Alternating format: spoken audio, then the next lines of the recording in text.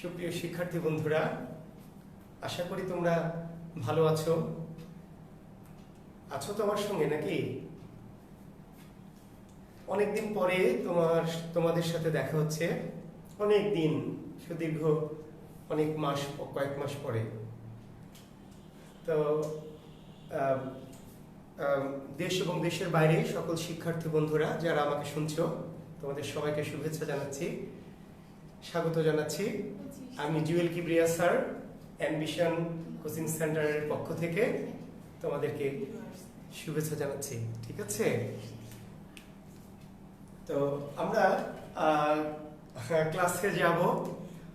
তো শুরুতেই তোমরা আশা করছি এই পৃথিবীব্যাপী যে বৈশ্বিক দুর্যোগময় পরিস্থিতি কোভিড-19 তথা করোনা, এই করোনা কাল আমাদের উপর দিয়ে বয়ে যাচ্ছে। তারপরেও আমরা আমাদের শিক্ষা কার্যক্রম অনেকদিন ধরে বন্ধ রেখেছি। তো অনিবার্য কারণেই অনলাইন ভিত্তিক ক্লাস অন্যান্য কোচিংগুলি শুরু করেছে, সেই ধারাবাহিকতায় আমরাও ক্লাসে এসেছি। আমি তোমাদেরকে আবারও স্বাগত জানাচ্ছি আমার ক্লাসে। যদিও তোমাদের সাথে সরাসরি আমার 80 জন 100 জন 1000-1500 জন পাবো। তো শিক্ষার্থী বন্ধুরা, তো তোমাদের সাথে নিশ্চয়ই আমি ক্লাসে আমরা আজকে, তোমরা নিশ্চয়ই শিডিউল পেয়েছো যারা আমার অ্যাম্বিশনের শিক্ষার্থীরা আছো, এর বাইরেও যারা আছো তারাও নিশ্চয়ই আমাকে দেখছো, শুনছো আমার কথাগুলি। তো আমাদের আজকে শিডিউলে দেখবা যে আধুনিক যুগ এই সাহিত্যের ক্লাসটি আছে। সঙ্গত কারণে সাহিত্যের ক্লাস দেওয়া হয়েছে, কারণ ব্যাকরণিক ক্লাসে আমার যেহেতু একটু বোর্ডের ইউজটা বেশি করতে হয়, আমি একটু কম ইউজ করব বোর্ড, এই জন্য সাহিত্যের ক্লাসটি হয়তোবা দিয়েছে আমার ধারণা কর্তৃপক্ষ। তো আমি সেই আলোচনা আর বাড়াচ্ছি না। আমরা আজকে আধুনিক যুগের সাহিত্যিকদের নিয়ে কথাবার্তা বলবো।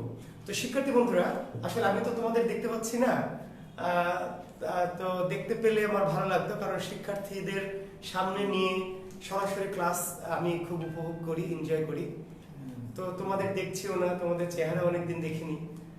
আর এইভাবে আসলে ব্লাইন্ডের মতো ক্লাস নিয়ে আমি খুব বেশি মজা পাই না। তারপরে শিক্ষার্থী বন্ধুরা নিতেই হবে। তো আমি আশা করছি তোমরা নিশ্চয়ই আমাকে দেখছো, আমার কথাগুলো শুনছো, এবং আশা করি ক্লাসটি তোমাদের ভালো লাগবে, এটি আমি বলতেই পারি।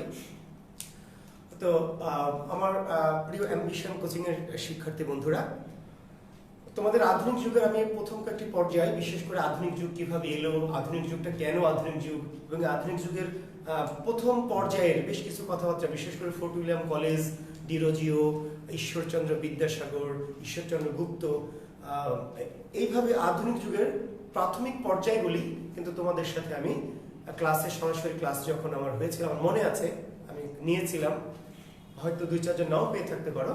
তো আজকে আমরা আধুনিক যুগের যে সাহিত্যিক, তাদের বেশ কয়েকজন গুরুত্বপূর্ণ সাহিত্যিকদের মধ্য থেকে আমরা আমার আজকে ক্লাসটি পরিচালনা করব। তো শিক্ষার্থী বন্ধুরা, আমি যে সাহিত্যিক নিয়ে আজকে কথা বলছি, সত্যিকার অর্থে বিসিএস এর জন্য তো বটেই, আমাদের হাজার বছরের যে বাংলা সাহিত্যের ইতিহাস, সেই ইতিহাসে যেই কবি, যে সাহিত্যিক আমাদের স্মরণীয় বরণীয়, এমন একজন সাহিত্যিক নিয়ে কথা বলবো যার জীবনটা সত্যি একটি সিনেমার মতো একটি জীবন, সেই জীবনের একজন কবি। তো নিশ্চয় তোমরা জানো, বলো তো শিক্ষার্থী বন্ধুরা,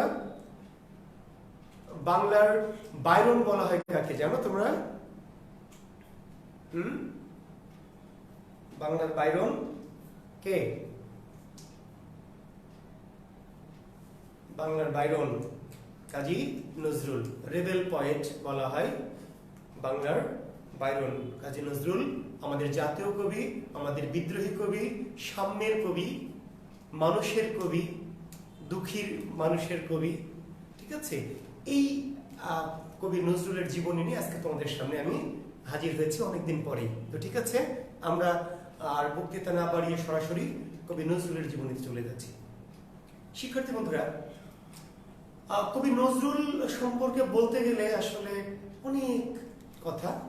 তো তোমরা নিশ্চয় জানো যে 1306 বঙ্গাব্দের 1306 বঙ্গাব্দে নজরুলের জন্ম। 1306 বঙ্গাব্দের 11 জ্যৈষ্ঠ, তাই না? তাহলে 1306 বঙ্গাব্দের বঙ্গাব্দ, তাই না? 11 জ্যৈষ্ঠ। 1306 বঙ্গাব্দের 11 জ্যৈষ্ঠ আসানসোল মহকুমার চুরুলিয়া গ্রাম, আসানসোল মহকুমার চুরুলিয়া গ্রামে পরীর দিঘির পাড়, একটি বিখ্যাত একটি জায়গা, সেই স্থানে নজরুল জন্মগ্রহণ করেন। শিক্ষার্থী বন্ধুরা, এই নজরুল যখন জন্মালেন সেই ছোট্ট পরীর দিঘির পাড়, একটি কুড়ে ঘর তার নজরুলের। পিতার নাম ছিল কাজী ফকির আহমেদ। কাজী নজরুলের পিতার নাম ছিল কাজী ফকির আহমেদ, মা ছিলেন জাহিদা খাতুন। সেই কাজী ফকির আহমেদ এবং জাহিদা খাতুনের বাড়িতে 1306 বঙ্গাব্দের 11 জ্যৈষ্ঠ প্রথম প্রহরে, এমন বলা হয় যে ফজরের আজান হচ্ছে এরকম সময়ে নজরুল ভূমিষ্ঠ হন। তো এই যে শিশুটি ভূমিষ্ঠ হচ্ছে, এটা নিয়ে পরিবারে আনন্দ নেই, ছিল না। আনন্দের বদলে শঙ্কা, বিষাদ, বেদনা। কেন?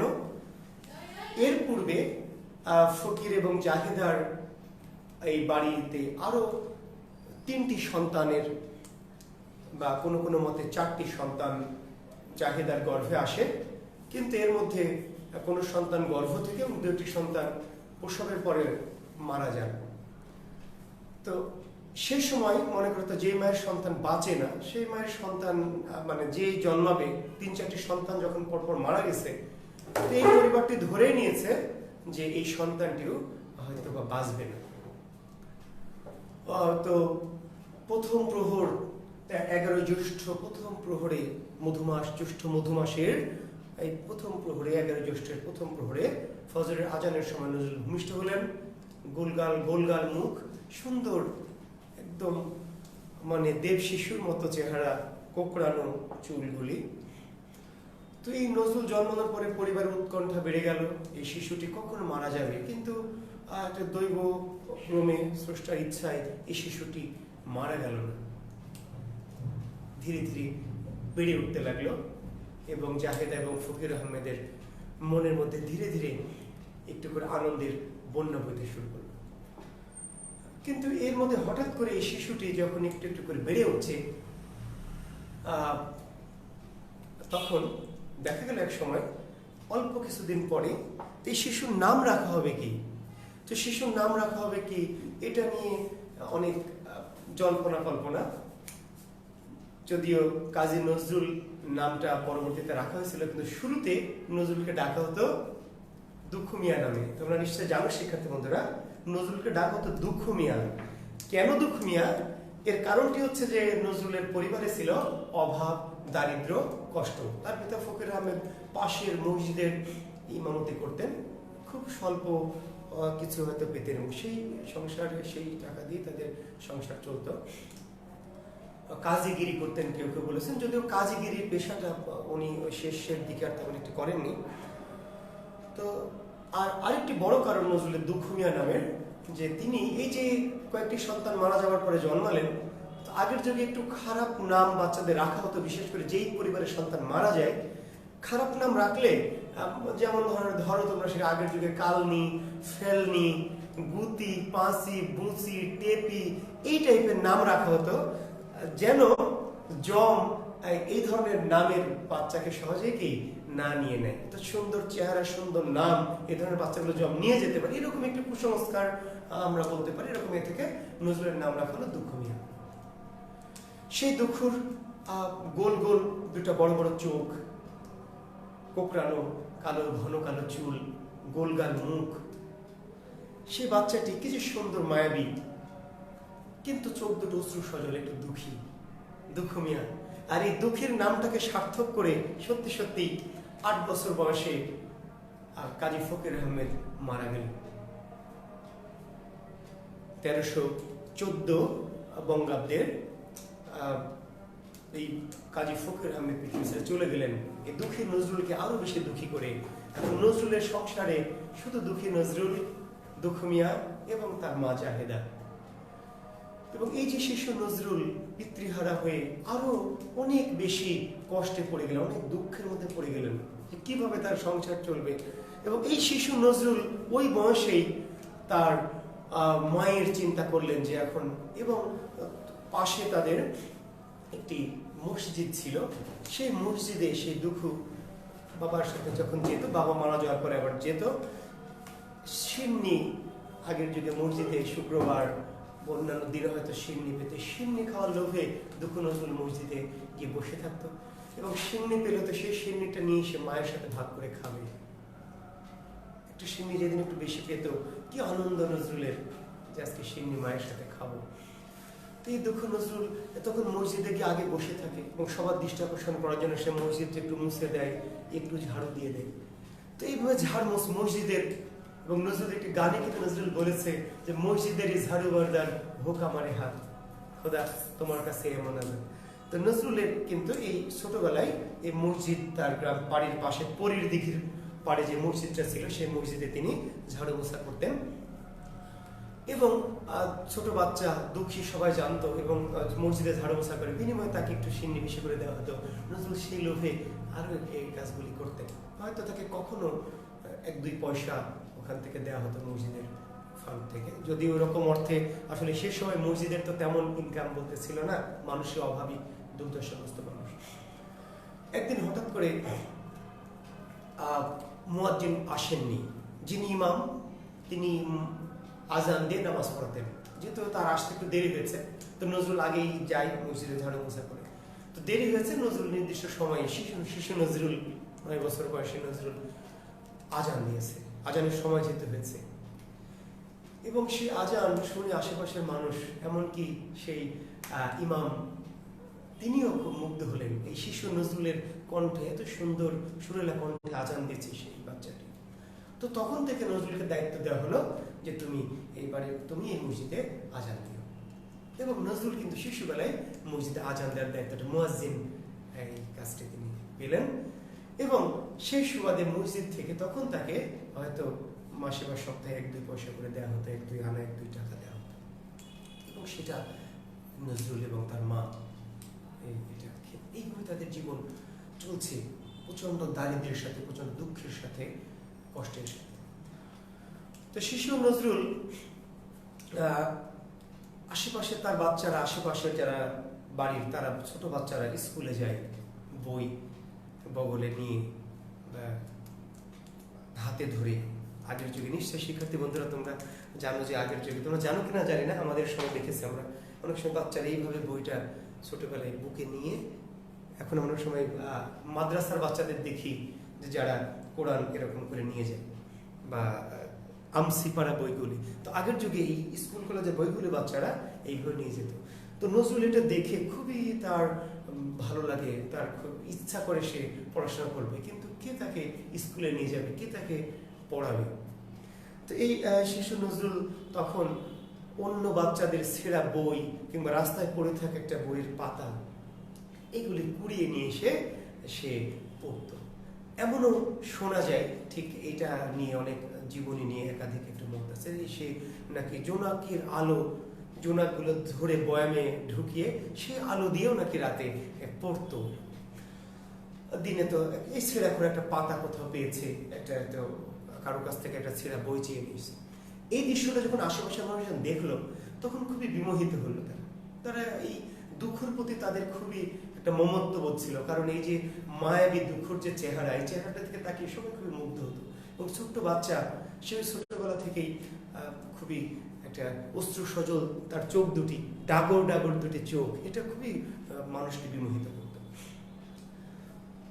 তো তখন আশেপাশের 2-1 মানুষ মিলে এই দুঃখকে একটা স্কুলে ভর্তি করে দিল। শিক্ষার্থী বন্ধুরা, মাতরুন নবীন চন্দ্র ইনস্টিটিউট শিক্ষা প্রতিষ্ঠানটি, মাতরুন নবীন চন্দ্র ইনস্টিটিউট, সেখানে মঙ্গলকোট নামক একটি জায়গা, মঙ্গলকোট, এই মঙ্গলকোটের মাতরুন নবীন চন্দ্র ইনস্টিটিউটে নজরুলকে ভর্তি করে দেওয়া হয়।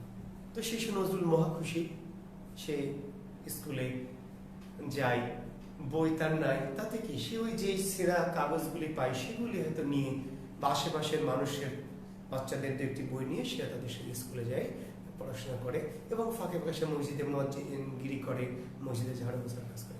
এইভাবে তার দিন চলতে থাকে। তো এইভাবে চলতে চলতে শিশু নজরুল আস্তে আস্তে বেড়ে উঠতে থাকে, বড় হয়ে উঠতে থাকে। এক সময় গ্রামে যাত্রার দল, যাত্রাপালা, গ্রামে আগের যুগে যাত্রা ছিল একটি বিনোদনের অন্যতম মাধ্যম। শিক্ষার্থী বন্ধুরা, তোমরা শুনে অবাক হবে যে পরিবারের সবাই মিলে, বাবা মা ভাই বোন পাড়া প্রতিবেশী সবাই মিলে কিন্তু গ্রামে যাত্রা যখন হতো যাত্রা দেখতো। আমরা ছোটবেলায়, আমার বয়স যদিও খুব বেশি হয়তো নয়, কিন্তু ছোটবেলায় আমাদের মনে আছে দু একটি অল্প কিছুদিন মনে আছে যে আমাদের এলাকায় যাত্রা হতো অল্প সময়। এবং ছোটবেলায় দু একটি যাত্রা পালায় আমি সৌভাগ্য বা দুর্ভাগ্যক্রমে একটু অভিনয় করেছি, শিশু বাচ্চাদের অভিনয়। তো সেগুলি কিন্তু ছিল খুবই মানুষের, যেহেতু অন্য কোনো বিনোদন মাধ্যম ছিল না। আজকে তো তোমরা যে মোবাইল আছে হাতের মুঠোয়, পৃথিবীর সকল বিনোদন যা চাও তাই, কিন্তু ওই সময় মানুষের বিনোদন বলতেছিল গ্রামে যাত্রা পালা বা নাটক। তো যাত্রা পালা গ্রামে হবে বছর একটা বিশেষ সময়ে, 1 মাস বা 15 দিন ব্যাপী বা 2 মাস 3 মাস ব্যাপী যাত্রা পালা চলে আর কি, শীতের সময়টায়। তো এইভাবে গ্রামে একটা লেটো গানের দল বলা হয়, লেটো গানের দল। শিক্ষার্থী বন্ধুরা মনে রাখবে এই কথাগুলি। নজরুলের একটি গ্রামে একটা লেটো গানের দল আসে এবং সেখানে লেটো গান হয়, অভিনয় হয় যাত্রার মধ্যে। তো এইটা গ্রামের লোক রাত জেগে জেগে দেখে। নজরুলও প্রতিবেশী কারোর সাথে, তার চাচাদের সাথে বা তার পাশের কারোর সাথে এই যাত্রা দেখতে যায়। এবং রাতে যে লেটো গানগুলি সে শোনে, সেই অভিনয়ের মাধ্যমে প্রদর্শিত লেটো গানগুলি, সেইগুলি সে আবার পরদিন গ্রামের রাস্তায় যখন স্কুলে যায় বা হেঁটে বেড়ায়, কিংবা যখন সে এমনিতে ঘুরে বেড়ায়, তো ওই গানগুলি সে গেয়ে গেয়ে শোনায় মানুষকে। এবং মানুষ মুগ্ধ হয় যে শিশু নজরুল সে শুনেই, গানটি রাতে শুনে সে আবার ওই গান নিজেই গেয়ে সুন্দর করে গাচ্ছে। শুধু তাই না, অনেক সময় সে ওই গানের সাথে নিজেও আর একটু জোড়া লাগিয়ে, ঠিক আছে, নিজে একটু বানিয়ে নিয়ে গানের সাথে এইভাবে হয়তো সে ওই গানের কিছু অংশ আবার নিজেই কিছু অংশ বানিয়ে বানিয়ে এইভাবে মুখে মুখে সে গান গাইতে থাকে, ছড়া কাটতে থাকে। তো মানুষ খুবই খুবই মুগ্ধ হয় এবং তার কাছ থেকে দিনেও, যারা হয়তো রাতে যায় না, দিনের বেলা নজরুলের কাছ থেকে তারা তখন ওই একটা কাহিনীটা শুনে বিয়ে করে। এরপরে হঠাৎ করে তারা একদিন পরদিন তারা গেছে লেটো গানের দল গান শুনতে বা যাত্রা দেখতে। হঠাৎ করে সেখানে গিয়ে শোনে যে গীতিকার সে ওই লেটো গানের দলের একজন নায়িকাকে নিয়ে সে চলে গেছে। নাই, এখন সবাই তো গেছেন এই লেটো গান উপভোগ করতে, কিন্তু কি হবে এখন? গানের যে গায়ক গায়েন সে নাই। তো এখন গ্রামে শোরগোল পড়ে গেছে, কারণ এটা তো তাদের কাছে এত অনেক দূর থেকে মানুষ কষ্ট করে লেটো গান শুনতে এসছে, এটি তাদের একমাত্র বিনোদন নয়, তারা কোনোভাবে মানবে না যে এই গান হবে না। তখন সবাই মিলে, কয়েকজন মিলে তুলে দিল নজরুলকে যে আমাদের দুঃখই তো আছে, আমরা গায়নের দরকার নেই, দুঃখ আমাদের আজকে লেটো গান শোনাবে, আমরা গান না শুনে যাব না। এই দুঃখকে আবার মঞ্চে তুলে দেওয়া হলো। শিশু দুঃখ একটু কাঁপতে কাঁপতে উঠে মঞ্চে দাঁড়িয়ে সে বুক ভরা সাহস একটু নিয়ে সে তার আগের কয়েকদিনের যে গানগুলি সেগুলি সে মনে মনে মানে মুখে মুখে গাইতে লাগলো এবং নিজেও সেই গানের সাথে যে বিভিন্ন গান সে বেঁধে নিয়েছিল সেই গানগুলি মঞ্চে শুনলো। এবং নজরুলের যে কণ্ঠ, সুরেলা কণ্ঠ, স্রষ্টা প্রদত্ত কণ্ঠ ছিল নজরুলের, ছোটবেলায় নজরুলের কণ্ঠস্বর ছিল খুবই সুমধুর, এবং এই কণ্ঠের গান শুনে মানুষ মুগ্ধ হলো, বাহবা দিল নজরুলকে, প্রশংসা করতে লাগলো এবং বললো যে নজরুলই আমাদের দুঃখ। আবার বলছি শিক্ষার্থী বন্ধুরা, আমি কবিকে সম্মান করে নজরুল বলছি, কিন্তু আসলে গ্রামের মানুষের কাছে নজরুল কিন্তু তখন নজরুলটা দুঃখ, আমাদের এই দুঃখই আমাদের লেটো গান শুনে। সত্যিকার অর্থে ওই যাত্রা দলের পক্ষ থেকে তখন নজরুলকে তাদের লেটো গানের দলে যুক্ত করে নেওয়া হলো। এবং নজরুলের যে কর্মজীবন শিক্ষার্থী বন্ধুরা তোমরা সেখানে দেখতে পাবে যে লেটো গানের দলে যোগদান, নজরুল লেটো গানের দলে যোগদান করলেন এবং সেটা কিন্তু একটা পারিশ্রমিকের বিনিময়ে, অল্প কিছু পয়সা থেকে দেওয়া হতো, এর বিনিময়ে তিনি গান তৈরি করতেন এবং ওখানে মঞ্চে গিয়ে এইভাবে গিয়ে গিয়ে শোনাতেন। এইভাবে কিছুদিন চলল। এদিকে কিছুদিন চলতে চলতে এদিকে মসজিদের মুয়াজ্জিনগিরি সেটিও চলছে, আবার এদিকে রাতে লেটো গান সে গিয়ে শোনাচ্ছে মানুষকে। কিন্তু লেটো গান এক সময় আর থাকলো না, কারণ এটি খুব সাময়িক, 1 মাসের জন্য বা 2 মাসের জন্য এরকম করে লেটো গানটি আসে, তারপর আবার এক সময় চলে যায়। এক সময় লেটো গানের দলটা চলে গেল। তো নজরুলের এর মাঝে লেটো গানের দলে যোগদান করে আর্থিক একটু সক্ষমতা তৈরি হয়েছিল অল্প একটু, তো সেটি তার চলে গেল। এবার নজরুল একটু কিছুটা ভাবলো যে কি করবে সে। তো যাই হোক, তার আবার আগের জীবনে সে চলতে লাগলো। কিন্তু এর মধ্যে নজরুলের কিন্তু একটু গ্রামে একটু প্রশংসা ছড়িয়ে পড়লো। নজরুল মুখে ছড়া কাটে, মুখেই গান গায়, মুখে গত বাঁধে, মুখে বিভিন্ন সে দাঁড়িয়ে কারো সম্পর্কে এমনি মুখে ছড়া বলে দেয়। গ্রামের মানুষ দারুণ মুগ্ধ নজরুলকে নিয়ে। এর মধ্যে নজরুল নবীনচন্দ্র ইনস্টিটিউটে পড়াশোনা চলছে তার। এইভাবে চলতে চলতে দিন মাস বছর পেরিয়ে 5ম শ্রেণীর দিকে শিক্ষার্থী নজরুল, তখন 5ম বা 4র্থ শ্রেণী পার করেছে আমার সময়। নজরুলের এক ধরনের বোহেমিয়ান স্বভাব ছিল শিক্ষার্থী বন্ধুরা। নজরুলকে আমি প্রথমেই বলেছি যে নজরুলের জীবনটা কিন্তু একটা ড্রামাটিক, একটা সিনেমার মতো।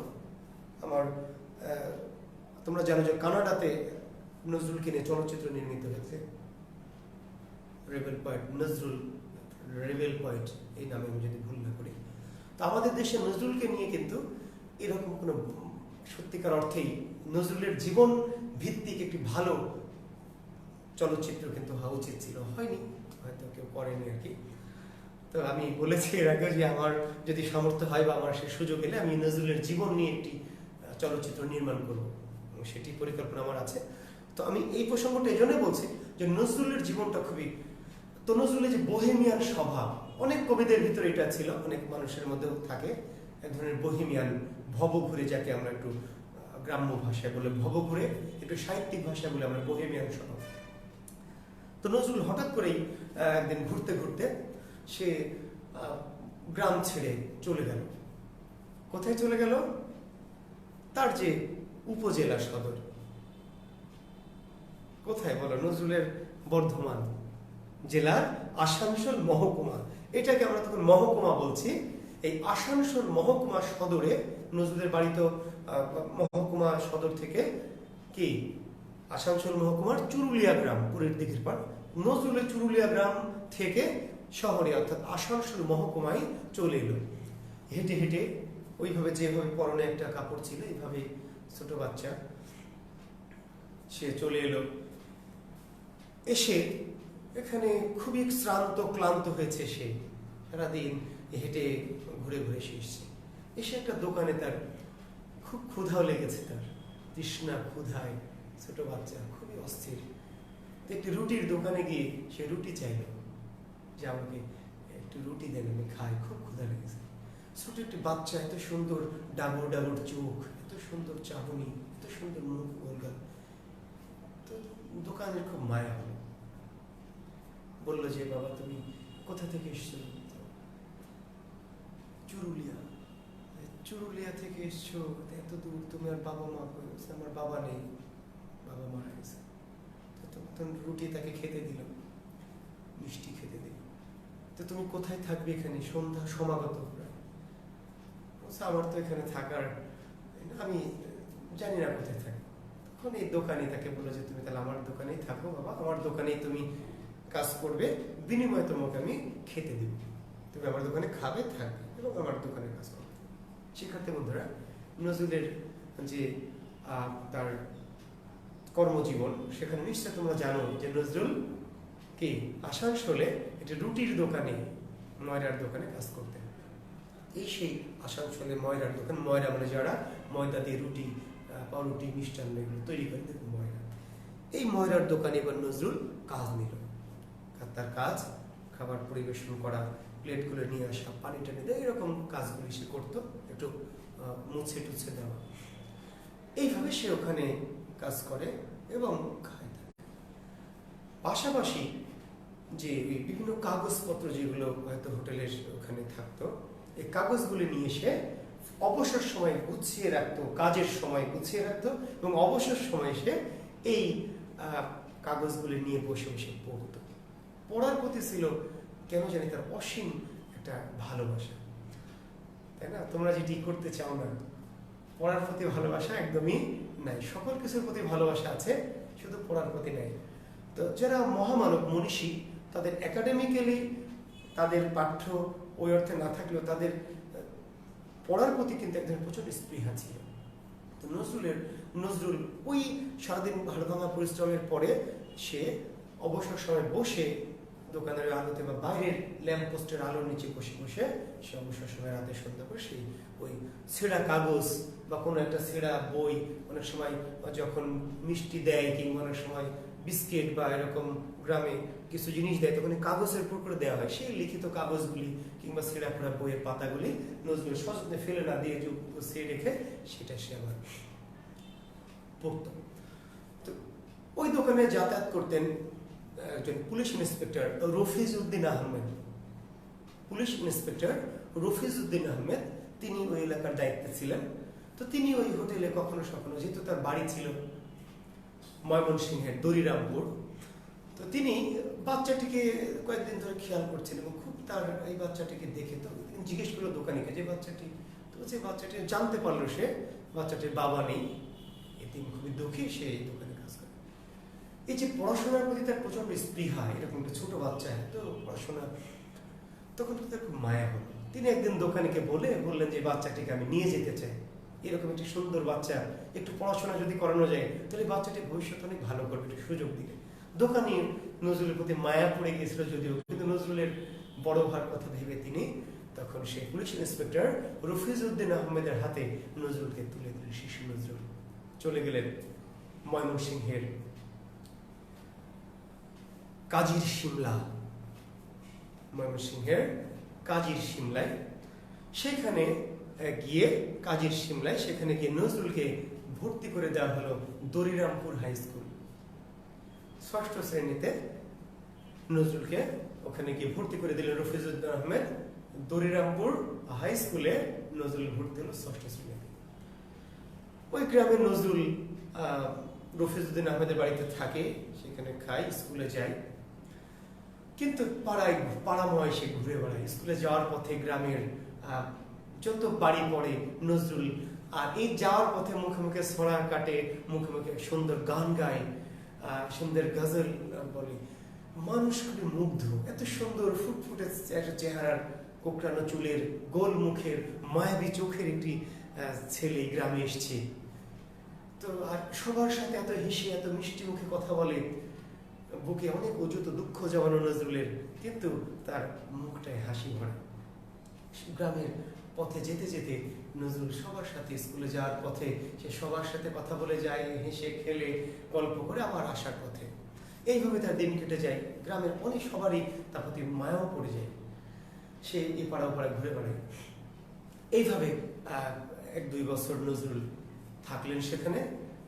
কিন্তু ওই যে বহিমিয়ান নজরুল, এর মধ্যে তার গ্রাম, সেই চুরুলিয়ার কথা, সেই পরীর দিঘির পাড় যেখানে তার সেই একদম শিশুকালটা কেটেছে, এবং বিশেষ করে তার মায়ের কথা নজরুলের খুব মনে পড়ে, দুঃখী মা তার। তো সে এইভাবে মনে পড়ে, আবার এইভাবে সেই গ্রামে থাকে। তো 8ম শ্রেণী পরীক্ষা সে ওখানে দিয়ে রেজাল্ট যখন হয়, তখন দেখা গেল যে নজরুল বাংলাতে অসম্ভব ভালো নম্বর পেয়েছে, এবং বাংলা পরীক্ষায় সে সবচেয়ে ভালো নম্বর পেয়েছে। এবং এমন একজন জীবনীকার লিখেছেন যে নজরুল তার ওই প্রশ্নের উত্তর সবকিছু নাকি কবিতায় কবিতায় লিখেছিলেন। তো সেই শিক্ষক যিনি খাতা দেখেছেন তিনিও একেবারে অভিভূত ও মুগ্ধ হয়েছিলেন যে কি করে একটা এই শিক্ষার্থী সে প্রশ্নের উত্তরগুলি ছড়ায় ছড়ায় লিখেছিল। তো যাই হোক, কিন্তু অন্যান্য দু একটি বিষয়ে নজরুল ভালো করতে পারেননি। তো এটা নিয়ে তার, এবং সে তারপরে বাসায় চলে আসবে, কিন্তু যেখানে থাকবে সে রফিজউদ্দিন আহমেদের বাড়িতে না এসে বহিমিয়ান নজরুল স্কুল থেকেই আবার হাঁটা ধরলেন সেই তার গ্রামের বাড়ি চুরুলিয়ার পরীর দিঘির পাড়। সেই মায়ের অশ্রুময় দুটি চোখ তার মনে পড়লো, সেই পুরীর দিঘির পাড় মনে পড়লো, সেই গ্রামের মেঠো পথ, সেই গুবাক তরুর শাড়ি, সুপারি গাছ খুব মনে পড়লো। সে চলে গেল। আবার নজরুল গ্রামে গেল। গ্রামে গিয়ে তার দুঃখী মা, তো দুঃখে কষ্টে একেতে একমাত্র সন্তান, স্বামীহারা এই বিধবা নারী, একমাত্র সন্তান, সেও হারিয়ে গেছে। তার কাঁদতে কাঁদতে নজরুলের মায়ের দুই চোখ ঝাপসা হয়ে গেছে, অন্ধকার হয়ে গেছে। যাক, নজরুল ফিরে এলেন। মায়ের সন্তানে অনেক অভিমান, মান অভিমান, কান্নাকাটি হলো। নজরুল আবার ওখানে নবম শ্রেণীতে ভর্তি হলেন। নবম শ্রেণীতে ভর্তি হলেন নজরুল। কিন্তু নজরুল যখন ভর্তি হলেন তখন তো তার কাজের মানে ক্ষেত্রটা নাই, কারণ তাকে একদিকে তাকে রোজগার করতে হবে, তার পেট, তার মায়ের পেট ভরাতে হবে, পাশাপাশি তাকে পড়াশোনা করতে হবে। এই চিন্তা নজরুলের। ততদিনে নজরুল একটু একটু বড় হয়ে উঠে, বেড়ে উঠতে শিখেছে। তখন সে রাতের স্কুলে ভর্তি হলো। নবম শ্রেণীতে সে নাইট স্কুলে ভর্তি হলো। আর দিনের বেলা সে তার যে প্রথম স্কুল ছিল সেই স্কুলে নিম্ন প্রাইমারি বলা হয়, 1 থেকে 3 পর্যন্ত ক্লাস নিম্ন প্রাইমারি। এই নিম্ন প্রাইমারিতে সে চাকরি নিল। নিম্ন প্রাইমারি স্কুলে নজরুল তার প্রথম যে রানীগঞ্জ শিয়ারশোল, আমি যদি ভুল না করি, নজরুলের শিক্ষার্থী বন্ধুরা, শিয়ারশোলে ভর্তি হলে এসে নবম শ্রেণীতে রানীগঞ্জ শিয়ারশোল হাই স্কুল, রানীগঞ্জে ভর্তি হলো নজরুল নবম শ্রেণীতে, রানীগঞ্জ শিয়ারশোল হাই স্কুল। আর তার যে প্রথম স্কুলটি ছিল, অর্থাৎ প্রাইমারি যেখানে পড়েছেন তিনি, মাতৃন নবীনচন্দ্র ইনস্টিটিউট, মঙ্গলকোট থানার মাতৃন নবীনচন্দ্র ইনস্টিটিউটে, সেখানে তিনি, ঠিক আছে, যে প্রাথমিক পর্যায়ের ক্লাসগুলো, অর্থাৎ 1 থেকে 3 পর্যন্ত এই ক্লাসগুলি তিনি, নজরুল যেহেতু 8 পাস, ঠিক আছে, নজরুল তখন 8 পাস ধরে নেওয়া হয়েছে এবং নজরুল ক্লাস 9-এ ভর্তি হয়েছে এবং সে রাতের নাইট স্কুলে পড়াশোনা করে এবং দিনের বেলা এই তার মাতৃন নবীনচন্দ্র ইনস্টিটিউটে সে ক্লাস নেয়। এইভাবে আর রানীগঞ্জ শিয়ারশোল হাই স্কুলে সে নবম শ্রেণীর শিক্ষার্থী। তো কিন্তু অভাব তো ঘুচে না, কারণ আগের যুগে শিক্ষকদের, এখনকার যুগে শিক্ষকদের বেতন তবুও কিছুটা একটা পর্যায়ে আছে, কিন্তু একসময় শিক্ষা পেশাটা ছিল সেবামূলক পেশা। শিক্ষকতা মানেই শিক্ষক পড়াবে, বিনিময়ে কেউ যদি কিছু দেয়, গাছের একটি লাউ, একটু চাল, এরকম, আসলে ওরকম কোনো আর্থিক কোনো লেনদেনের বিষয়টা, ওরকমভাবে বেতনের বিষয়টা ওরকম অর্থে ছিল না। তো এটা দিয়ে নজরুলের অভাব ওই অর্থে পূরণ হতো না, পরিবারে তার মা এবং তার নিজের খাবার দাবারটা হতো না, কষ্ট হতো না, দুঃখ দেয়। তো এইভাবে নবম শ্রেণী পার হয়ে দশম শ্রেণীতে নজরুল উঠে গেল। এইভাবে অনেক কষ্ট নজরুলের, খুবই দুঃখী নজরুল একটু রুটির জন্য, একটু সিন্নির জন্য মসজিদে যেতেন। অবশ্য নজরুলের এটাই বলা ভুল হবে, সিন্নির জন্য শুধু নয়, নজরুলের ভিতরে ধর্ম প্রাণতাও ছিল। সে প্রসঙ্গ নিয়ে আমি পরে আসব। তো দশম শ্রেণীতে ওঠার পরে একটা, তখন তোমরা জানো শিক্ষার্থী বন্ধুরা, প্রথম বিশ্বযুদ্ধ শুরু হয়েছে 1914 সালে, আমি যদি ভুল না করি, 1914 থেকে 1919 পর্যন্ত এই প্রথম বিশ্বযুদ্ধ শুরু হয়েছে। এই প্রথম বিশ্বযুদ্ধে নজরুল, স্যার ক্যামেরাটা একটু ঠিক করেন। আচ্ছা, আপনারা কমেন্টস করছেন, একটু আমি পড়ি। বঙ্কিম রয়, স্যার ক্যামেরাটা একটু ঠিক করেন, আপনাকে দেখতে পাচ্ছি না। আমাকে দেখতে পাওয়া যাচ্ছে না। Top jasmine Sultana, Nazmul Islam, sir আপনাকে দেখে অনেক ভালো লাগছে। আচ্ছা, আমি আসলে এত ইয়েতে পড়তে পারবো না, তাহিরা সাথী, অনেকদিন পর স্যার আপনাকে দেখছি, অনেক মনে পড়ে ক্লাসের সেই দিনগুলি। নীল আকাশের তারা, আসসালামু আলাইকুম স্যার। ওয়ালাইকুম আসসালাম। তনিমা রহমান, আসসালামু আলাইকুম স্যার। অনেকদিন পর, খুব ভালো লাগছে। আসলে আমারও ভালো লাগছে। কামরুল হাসান অন্তর, সৌভাগ্যবান।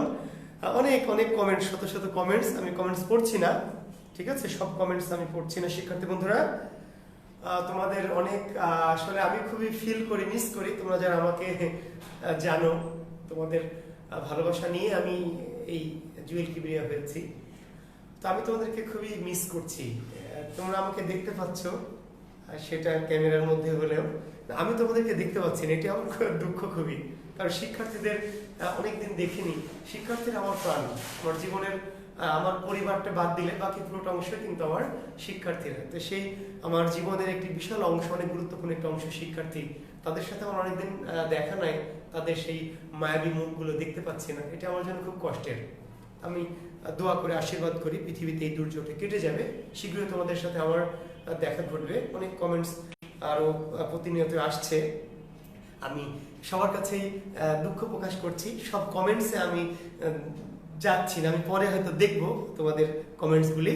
আমি দেখবো কেন, কারণ আমার ভালো লাগবে, কিন্তু এখন আমি কমেন্টসে যাচ্ছি না, ঠিক আছে শিক্ষার্থী বন্ধুরা? তো আমি ক্লাসে চলে যেতে চাচ্ছি। তো এই যে যেটি বলছিলাম, যে প্রথম বিশ্বযুদ্ধ শুরু হয়েছে, প্রথম বিশ্বযুদ্ধ শুরু হয়ে গেছে ইতিমধ্যে।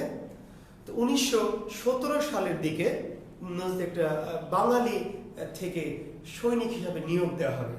তো এটি যখন নজরুল জানতে পারলো, নজরুল জানলো, তখন নজরুল এই প্রথম বিশ্বযুদ্ধের 1917 সালে 49 নম্বর বাঙালি পল্টন একটি গঠিত হলো, সেখানে যোগ দিলেন। শিক্ষার্থী বন্ধুরা, এই জায়গাটি নোট ডাউন করতে পারো তোমরা, যে নজরুল, কাজী নজরুল ইসলাম কোন যুদ্ধের সৈনিক ছিলেন। আমরা বিসিএস এ বা ব্যাংক জব বা এই ধরনের যত রকম জবের পরীক্ষা হয়, প্রশ্ন আমরা করতে পারি যে নজরুল কোন যুদ্ধের সৈনিক ছিলেন। তো অনেকে লেখে মুক্তিযুদ্ধ, অনেকে পলাশির যুদ্ধ, অনেক রকম, হয়তো অনেকে শিক্ষার্থীরা তো জানেন এই বিষয়গুলি।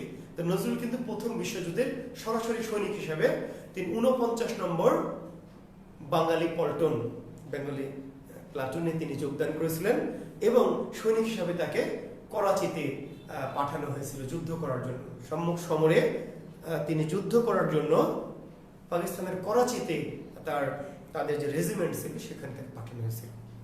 তো নজরুল ভাবলেন যে যাক, সৈনিক জীবনটা পেলে যেটি হবে, তার বেতন পাওয়া যাবে। এই যে দুঃখী নজরুল, যে যদি সৈনিকের চাকরিটা পেয়ে যায় আর একটু যদি বেতনটা পায়, তাহলে হয়তো মায়ের দুঃখটা আর থাকবে না। এই ভেবেই তিনি সেনাবাহিনীতে যোগ দিলেন এবং করাচিতে চলে গেলেন। সে করাচিতে গিয়ে নজরুল যুদ্ধের সেখানে সম্মুখ সমরে তো যাওয়ার তার দরকার হতো, কিন্তু বেশিরভাগ সময় ব্যারাকে তাদের ট্রেনিং চলতো, এই বিষয়গুলো চলতো। পাশাপাশি নজরুল করাচির ওইখানে তাদের যে রেজিমেন্টটা ছিল, তার পাশে একটি মসজিদ ছিল। নজরুল ছোটবেলা থেকে, যেহেতু তার ওই যে একদম ছোট থেকে এই বাবার হাত ধরে একদম শিশু নজরুল, তারপর ধীরে ধীরে নিজেই, তো মসজিদের প্রতি তার এক ধরনের একটা ভালো লাগা ছিল, খুবই ভালো লাগা ছিল, খুবই ভালোবাসা ছিল। সেটি নামাজ পড়ার লোভে, আজান দেওয়ার লোভে, সিন্নি খাওয়ার লোভে, অনেক কিছুই তার মসজিদটা তার জীবনের সাথে কিন্তু একটা মিশে আছে। তোমরা জানো যে কবি তার শেষ জীবনে ইচ্ছা পোষণ করেছিলেন যে মসজিদেরই পাশে আমায় কবর দিও ভাই, যেন গড়ে শুয়ে মুয়াজ্জিনের আজান শুনতে পাই। এবং নজরুলের ইচ্ছা অনুযায়ী তোমরা জানো যে ঢাকা বিশ্ববিদ্যালয়ের মসজিদের পাশে কবি নজরুলের কবর আছে। আমি জানি না তোমরা দেখেছো কিনা শিক্ষার্থী বন্ধুরা, তোমরা কিন্তু ঢাকায় যাও, অনেকে আমার শিক্ষার্থীরা অনেকে ঢাকাতেই থাকো। তো এই যে আমাদের এই কবি নজরুল, তার কবরটি কিন্তু চাইলে তুমি একটু দেখে আসতে পারো, ঢাকা বিশ্ববিদ্যালয়ের মসজিদের পাশে নজরুলের কবর। তো সেই প্রসঙ্গটা আমরা শেষে আবার আসবো, শুধু জানিয়ে রাখি। তো নজরুল তো ওখানে মসজিদে যেতেন নামাজ পড়ার জন্য।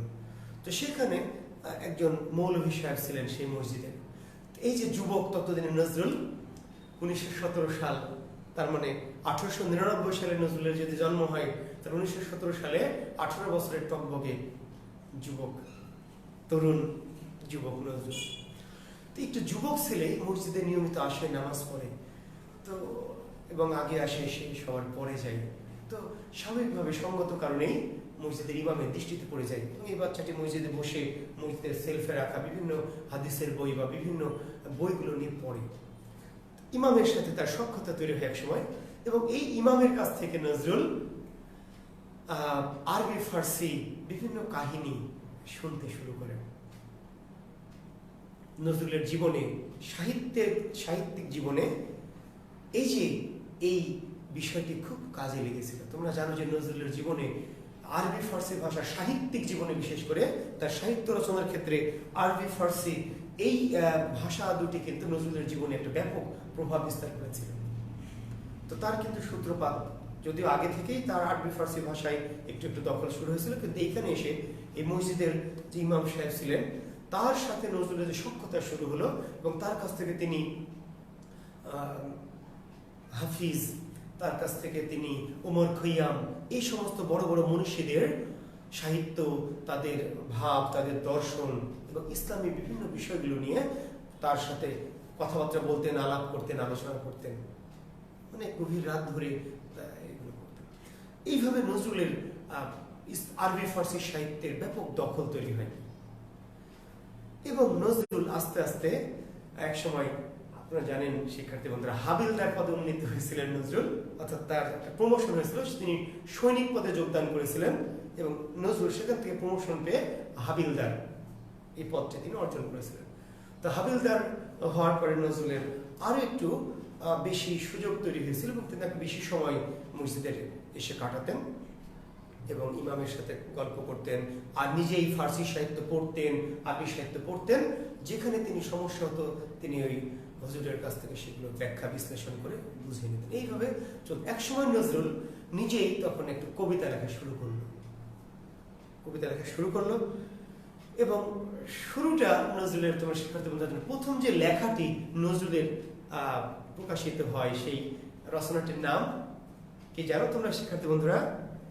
নজরুলের প্রথম প্রকাশিত রচনাটির নাম কি? বাউন্ডেলের আত্মকাহিনী।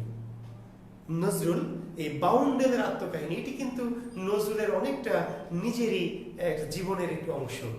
এই যে তিনি তার পরীর দিঘির পাড় চুরুলিয়া ছেড়ে এই যে ময়মনসিংহে কাজীর সিমলায় গিয়েছিলেন, এই কিছুটা জীবনের ইঙ্গিত সেখানে আছে, ঠিক আছে? তো সেই রচনাটির নাম ছিল বাউন্ডেলের আত্মকাহিনী। একটি ছোট গল্প টাইপ, একটু প্রবন্ধ টাইপ, একটা রচনা বলছি আমরা, সরাসরি এটাকে ছোট গল্প। নজরুলের প্রথম কি রচনার নাম কি? বাউন্ডেলের আত্মকাহিনী। এটি তিনি পাঠিয়েছিলেন এবং তোমরা জানো যে এটি সওগাত পত্রিকায় 1326 বঙ্গাব্দে, শিক্ষার্থী বন্ধুরা, 1326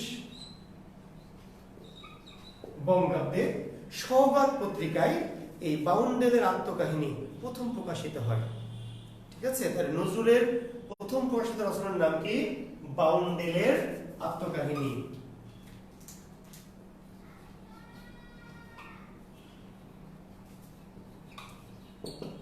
বাউন্ডেলের আত্মকাহিনী। যদিও আধুনিক যুগে বানান কাহিনী রস্বইকার দিয়ে, কিন্তু সেই সময়ে বানান বিধান যেহেতু এরকম অত কড়াকড়ি ছিল না, কাহিনী বানানটি নজরুল দীর্ঘইকার দিয়েছিলেন। তো বাউন্ডেলের আত্মকাহিনী এটি নজরুলের প্রথম প্রকাশিত রচনা এবং এটি সওগাত পত্রিকায় তিনি পাঠিয়েছিলেন ওই করাচি, তার যে কর্মস্থল ছিল সেখান থেকে, ব্যারাক থেকে। এবং এই সওগাত পত্রিকায় যখন এই বাউন্ডেলের আত্মকাহিনী প্রকাশিত হয় তখন নজরুলের এর আগে তার অনেক লেখা মুখে মুখে তিনি ছড়া কেটেছেন, গান গেয়েছেন, বলেছেন, কিন্তু সেগুলি প্রাতিষ্ঠানিক আকারে বা এইভাবে প্রকাশের আকারে কিন্তু সেগুলো কখনো আসেনি। তো যখন প্রকাশিত হলো এই লেখাটি, এবং শিক্ষার্থীদের জ্ঞাতার্থে একটু আমি জানিয়ে রাখি যে এই লেখাটি নজরুলের প্রকাশিত হয়েছিল হাবিলদার নজরুলের জীবনের প্রথম লেখাগুলি প্রকাশিত হতো হাবিলদার নজরুল এই নামে। নজরুল যেহেতু হাবিলদার পদে পদোন্নতি পেয়েছিলেন, তো তিনি তার নিজের এই, আমরা অনেক সময় বলি না শিক্ষার্থী বন্ধুরা, আমি বলেছিলাম একজন পরিচয়, আমি প্রফেসর অমুক, আসলে তার নাম কিন্তু প্রফেসর অমুক না, নিজের ডেজিগনেশনটাকে তিনি হাইলাইট করার জন্য আমি প্রফেসর কিবরিয়া বা আমি প্রফেসর অমুক। কিংবা কে একজন পরিচয় হয়েছে আমার বাসে, বলছে আমি মেজর রাকিব। তো আসলে তার নাম তো মেজর রাকিব না, তার নাম শুধু রাকিব বা রাকিবুজ্জামান, রাকিব হোসেন, কিন্তু তিনি পরিচয় দিচ্ছেন যে আমি মেজর রাকিব। তো নজরুল তার জীবনের প্রথম লেখা কিন্তু পাঠিয়েছিলেন পত্রিকা অফিসে, লেখকের নাম ছিল হাবিলদার নজরুল। তো এই প্রথম লেখাগুলি নজরুলের হাবিলদার নজরুল নামে প্রকাশিত হতো। এরপরে নজরুল যখন উৎসাহিত হলেন, নিজের লেখা যখন সওগাত পত্রিকায় বের হলো, সওগাত পত্রিকায়, তখন তিনি খুশি হলেন এবং পরে তিনি একটি কবিতা লিখে পাঠালেন। সে কবিতাটা ছিল মুক্তি। তোমরা নিশ্চয়ই শিক্ষার্থী জানো নজরুলের প্রথম প্রকাশিত কবিতার নাম কি? মুক্তি। নজরুলের প্রথম প্রকাশিত কবিতা মুক্তি। প্রথম প্রকাশিত রচনা বাউন্ডেলের আত্মকাহিনী। আর প্রথম প্রকাশিত কবিতার নাম কি? মুক্তি। এটি সওগাত পত্রিকায় প্রকাশিত হয়। কোন পত্রিকায়? সওগাত। তাহলে নজরুল ইসলাম রচিত প্রকাশিত প্রথম কবিতা মুক্তি, এটি সওগাত এই পত্রিকায়, সওগাত নয়, আচ্ছা সওগাত পত্রিকায়, মুসলিম ভারত পত্রিকায়, মুসলিম ভারত। বাউন্ডেলের আত্মকাহিনী ছিল সওগাত পত্রিকায়, আর মুক্তি কবিতাটি প্রকাশিত হয়েছিল প্রথম মুসলিম ভারত পত্রিকায়। এবং এই কবিতা এবং রচনাটা পুরোটা লেখকের নাম ছিল হাবিলদার নজরুল। এরপরে তিনি লেখায় আরো পুরো মনোনিবেশ করলেন এবং ভাবলেন যে লেখালেখি, এবং যখন পত্রিকায় প্রকাশিত হতো, আগের যুগে পত্রিকায় লেখা প্রকাশ হওয়া এটা কিন্তু একটা ছোটখাটো বিষয় ছিল না। এখনকার যুগের মতো না যে তুমি চাইলে পত্রিকায় একটা লেখা পাঠিয়ে দিলা, ছাপিয়ে দিল, কিংবা নিজেই একটা পত্রিকা প্রকাশ করে ফেললা আধুনিক যুগে, তাই না? তো তখনকার দিনে পত্রিকায় মানসম্মত লেখা ছাড়া প্রকাশ হতো না। যেহেতু নজরুলের লেখা প্রকাশ ছাপা হচ্ছে, নজরুল খুশি, তিনি মহা আনন্দে লেখালেখিতে মনোনিবেশ করলেন। কিন্তু হঠাৎ করে ওই যে দুঃখী নজরুল, দুঃখ তার জীবনে কখনোই কিন্তু কিছু ছাড়েনি। এই দুঃখী নজরুলের দুঃখ নেমে এলো আবার তার এই বাঙালি প্লাটুনটা ভেঙে দেওয়া হলো। কারণ যুদ্ধ কি শেষ, 1920 সালে বাঙালি পল্টন ভেঙে দেওয়া হলো, বেঙ্গলি রেজিমেন্ট যেটা ছিল সেটা ভেঙে দেওয়া হলো। কারণ যুদ্ধ শেষ, 1919 সালে প্রথম বিশ্বযুদ্ধ কি সমাপ্তি ঘটেছে। তো যেহেতু 1919 সালে প্রথম বিশ্বযুদ্ধ আর সমাপ্তি ঘটে গেছে, কাজেই 1920 সালে এই যে বাঙালি যে সৈন্যগুলি নেওয়া হয়েছিল অতিরিক্ত হিসাবে, একটা পার্ট টাইমের মতো আর কি, সেই বাঙালি 49 নং বেঙ্গলি রেজিমেন্ট, বেঙ্গলি প্লাটুনটা ভেঙে দেওয়া হলো। তখন তাদেরকে পাঠিয়ে দেওয়া হলো আবার। তখন নজরুল আবার চলে এলেন বাড়িতে। এই বাড়িতে চলে এসে ততদিনে নজরুল তার মায়ের কাছে টাকা পাঠাতেন ওখান থেকে, সেটা দিয়ে তার মা কিছুটা চলতেন। কিন্তু ততদিনে তিনি স্বামী হারা হয়ে অনেকদিন থেকে শোকগ্রস্ত ছিলেন। মাঝে নজরুল যখন পালিয়ে যায়, তারপর থেকে তার মা খুবই জরাজীর্ণ জীর্ণশীর্ণ দশায় ছিলেন, শারীরিকভাবে অনেক সমস্যা ছিল। নজরুল যখন ফিরে এলেন 1920 সালের মাঝামাঝি বা শেষের দিকে, কিছুদিনের মধ্যে নজরুলের মা মারা গেলেন। 1920 সালের মাঝামাঝি নজরুলের মা জাহিদা খাতুন মারা গেলেন। মারা যাওয়ার পরে নজরুলের ভিতরে আর কেন জানি তার দুটো বিষয় এখানে ছিল, যে লেখক হয়ে তাকে বড় হতে হবে, এরকম একটি স্বপ্ন তার ভিতরে। সে করাচি বেঙ্গলি রেজিমেন্ট থেকে তৈরি হয়ে গেছিল। তিনি তখন সাহিত্যিক হওয়ার মানসিকতা নিয়ে এবং লেখক হওয়ার বাসনা নিয়ে চলে গেলেন কলকাতায়। শিক্ষার্থী বন্ধুরা, কলকাতায় গেলেন। তো কলকাতায় গিয়ে তিনি ওখানে উঠলেন। প্রথমে একটি হিন্দু ছাত্রাবাসে নাকি তিনি উঠেছিলেন, যাই পরবর্তীতে তিনি মুসলমানদের একটি ছাত্রাবাস ছিল, মুসলমান হোস্টেল বলা হতো, সেখানে তিনি উঠলেন। এবং সেখানে একজন সহপাঠী ঠিক নয়, একজন রুমমেট পেলেন, যার নাম ছিল কমরেড মোজাফফর আহমদ। এই নামটি একটু স্মরণ রেখো শিক্ষার্থী বন্ধুরা।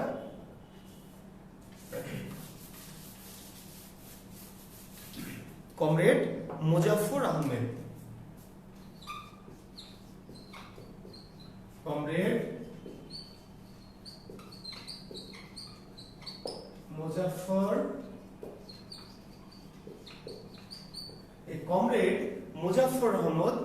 নজরুলের জীবনের কিন্তু অভিভাবক বা কোনো কোনো তাত্ত্বিকের মতে গুরু। যদি এমন কোনো প্রশ্ন কখনো করা হয় যে নজরুলের গুরু কে, তো নজরুলের গুরু কমরেড মোজাফফর আহমদ। এই নজরুল যখন কলকাতায় গেলেন, তো কমরেড মোজাফফর আহমদ তখন একটি পত্রিকা সম্পাদনা করতেন, নবযুগ। 1920 সালে এই পত্রিকাটি কলকাতা থেকে প্রকাশিত হতো। কমরেড মোজাফফর আহমদ সম্পাদিত নবযুগ পত্রিকা 1920 সালে। এই পত্রিকায় নজরুল কে কমরেড মোজাফফর আহমদ একটা ব্যবস্থা করে দিলেন যে তুমি এই পত্রিকায়, আমার পত্রিকায় একটু কাজ করো আর তুমি লেখালেখি করো। নজরুল খুব খুশি হলেন, তার এরকম একজন ভালো শুভাকাঙ্ক্ষী পেয়ে যে তার পত্রিকায় সে কাজ করবে, বিনিময়ে অল্প কিছু পারিশ্রমিক পাবে এবং এই পত্রিকায় কাজ করার পাশাপাশি তিনি লেখালেখি করারও কি সাহিত্য চর্চার সুযোগ পাবেন। তো এইভাবেই নজরুল নবযুগ পত্রিকার সাথে জড়িয়ে গেলেন এবং লেখালেখিটাকে আরো প্রচন্ডভাবে তিনি চালিয়ে যেতে থাকলেন। লেখালেখি করছেন, লেখা বিভিন্ন জায়গায় পাঠাচ্ছেন, ছাপা হচ্ছে বা হচ্ছে না এরকম, কিন্তু নিজে এই নবযুগ পত্রিকার সাথে বেশি করে ইনভলভ হলেন। এর মধ্যে শিক্ষার্থী বন্ধুরা তোমাদেরকে একটু বলে রাখি,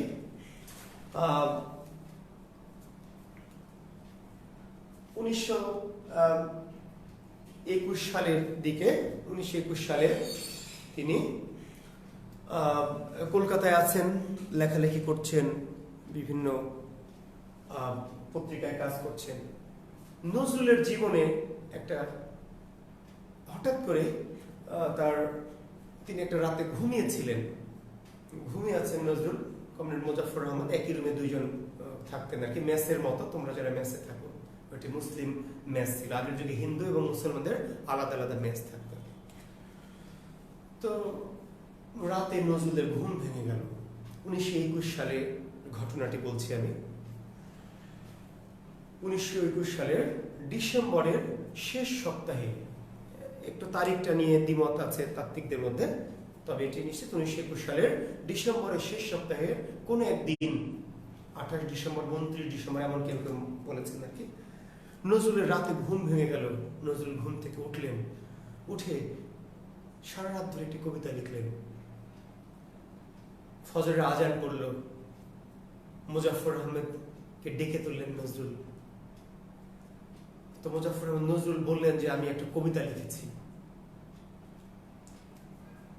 দেখালো মোজাফফর আহমেদকে। ঘুম ঘুম চোখে মোজাফফর আহমেদ এই কবিতা যখন পড়ল, মোজাফফর আহমেদের গায়ের লোম দাঁড়িয়ে গেছে। মোজাফফর আহমেদ বলছেন যে তুমি কি করেছো, তুমি সত্যি একটা দারুণ কবিতা লিখেছো। মোজাফফর আহমেদ খুবই এক্সাইটেড হয়ে গেলেন এই কবিতাটি পড়ে এবং নজরুলকে বললেন যে নজরুল, হ্যাঁ তুমি বড় কবি হয়ে উঠছো। তো নজরুল তার এই কবিতাটি পরের দিন কয়েকটি কপি করে কয়েকটি পত্রিকার অফিসে পাঠালেন, কারণ কোনো পত্রিকা ছাপাবে বা কেউ কোনো পত্রিকা ছাপাবে না, এত ঠিক নেই। তো 1922 সালের 6 জানুয়ারি, 1922 সালের 6 জানুয়ারি শুক্রবারে বিজলি পত্রিকা, এই সাপ্তাহিক বিজলি পত্রিকাটার নাম কি? সাপ্তাহিক বিজলি।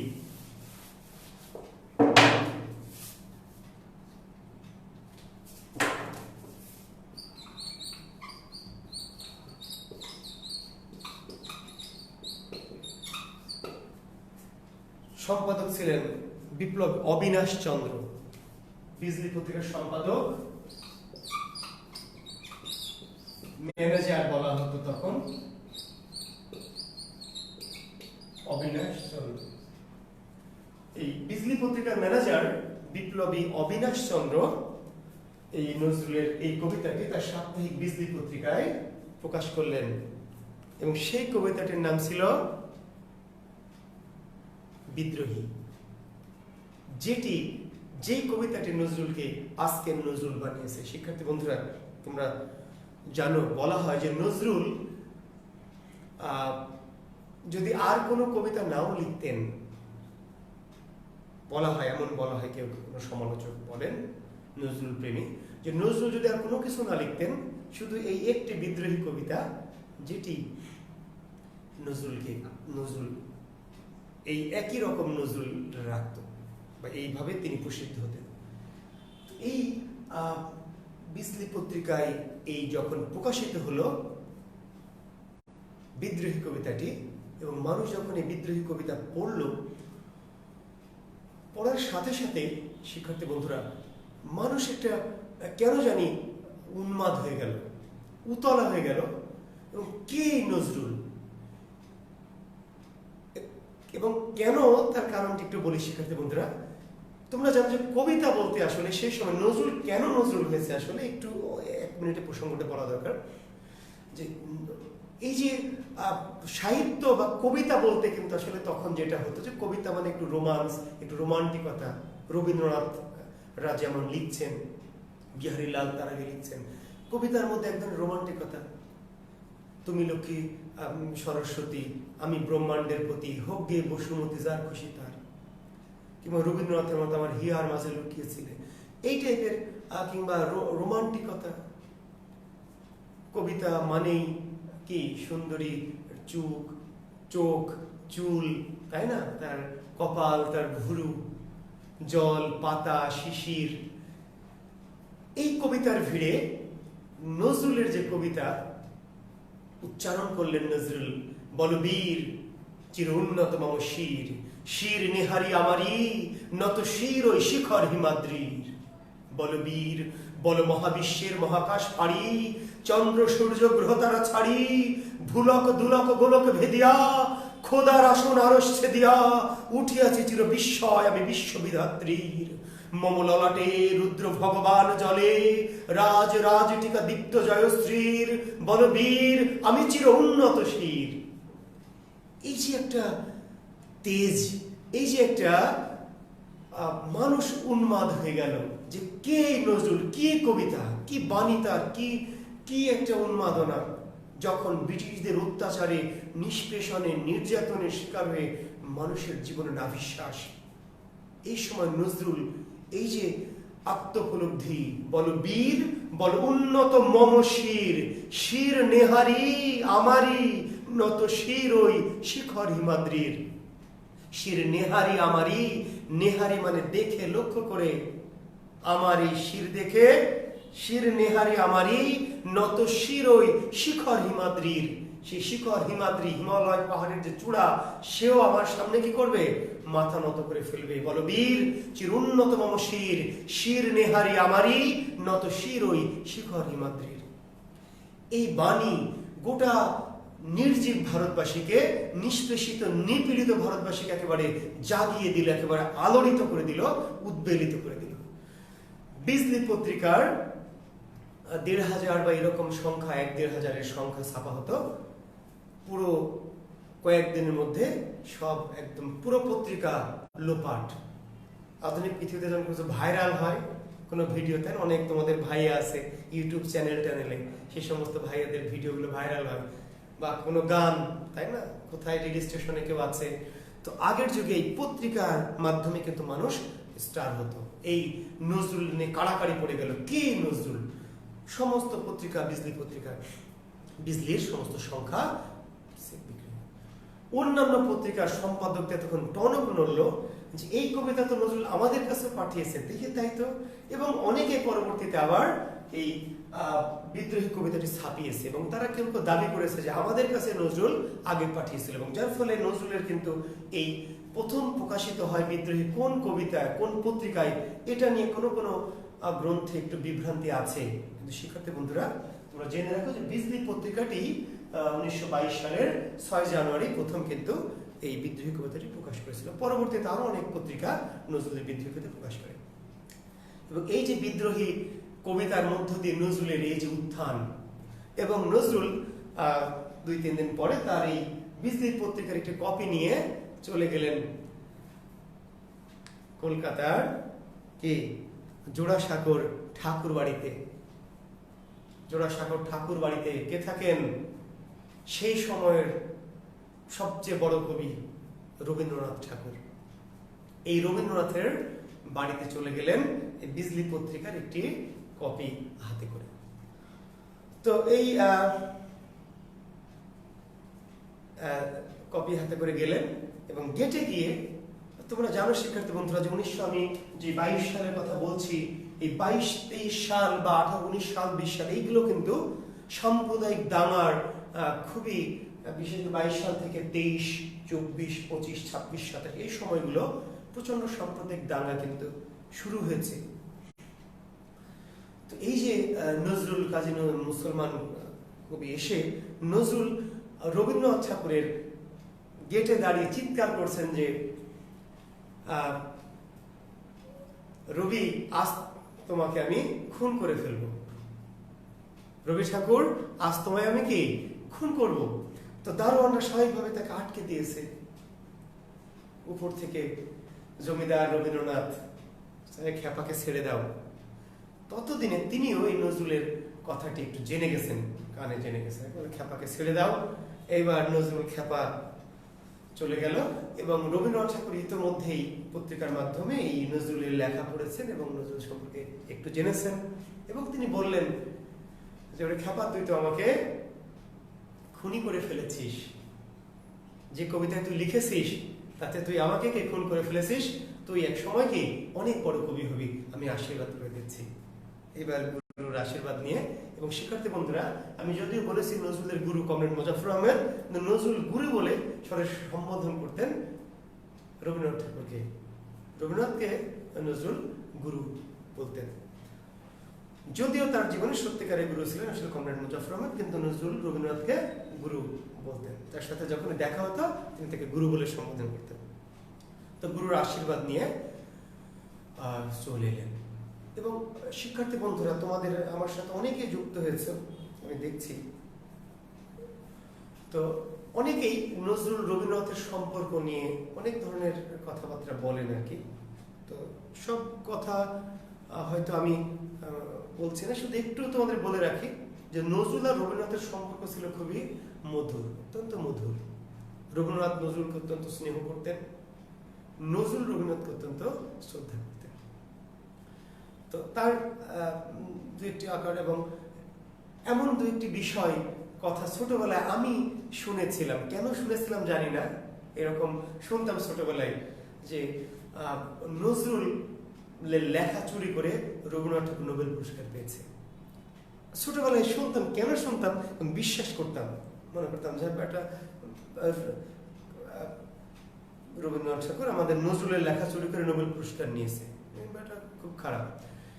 কেন যে তো এটা পরবর্তীতে বুঝেছি বিশ্ববিদ্যালয়ে পড়তে গিয়ে যে সে সময় শিক্ষার্থী বন্ধুরা 1947 সালে যখন দেশ ভাগ হয় তোমরা জানো, তখন এই যে ভারত পাকিস্তান, হিন্দুস্তান এবং পাকিস্তান, আসলে ভারত পাকিস্তান তো না, ভারত রাষ্ট্রটা ভেঙে হিন্দুস্তান এবং কি পাকিস্তান। এবং তখন যেহেতু হিন্দুদের কবি রবীন্দ্রনাথ এবং মুসলমানদের কবি নজরুল, এমন একটি ধারণা করা হতো এবং এই ধরনের একটি সাম্প্রদায়িক বিষ বাষ্প, রবীন্দ্রনাথের প্রতি ঘৃণা এবং নজরুলের প্রতি ভালোবাসা ছড়িয়ে দেওয়াটা ছিল এই ধরনের কথাগুলির উদ্দেশ্য।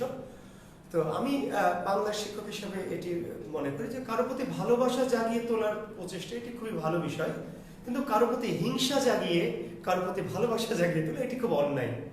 নজরুলের প্রতি ভালোবাসা জাগানোর জন্য করা হয় সেটি ভালো কথা, কিন্তু আরেকজন কবির প্রতি হিংসা উদ্রেক করার জন্য সেটি খুবই বাজে বিষয়। তো যাই হোক, সেটি আমি জানি না তোমরা এই বিষয়গুলো এখনকার আধুনিক সময়ে হয়তোবা সেই প্রসঙ্গগুলি নাই, তবুও আমি একটু রেফারেন্স দিতে চাই তোমাদের একটা বিষয় জানাতে। তোমাদের ভিতরে যদি কারো ভিতরে কোনো এই বিষয়টা থাকে কোনোভাবেই কারো মনের মধ্যে, বা যারা জানে না অনেকে বিষয়গুলো, তাদেরকে জানাতে পারো যে এটা কত বড় মানে মূর্খামি আর কি, মূর্খতা যে 1913 সালে রবীন্দ্রনাথ ঠাকুর নোবেল পুরস্কার পেয়েছেন, তাই না?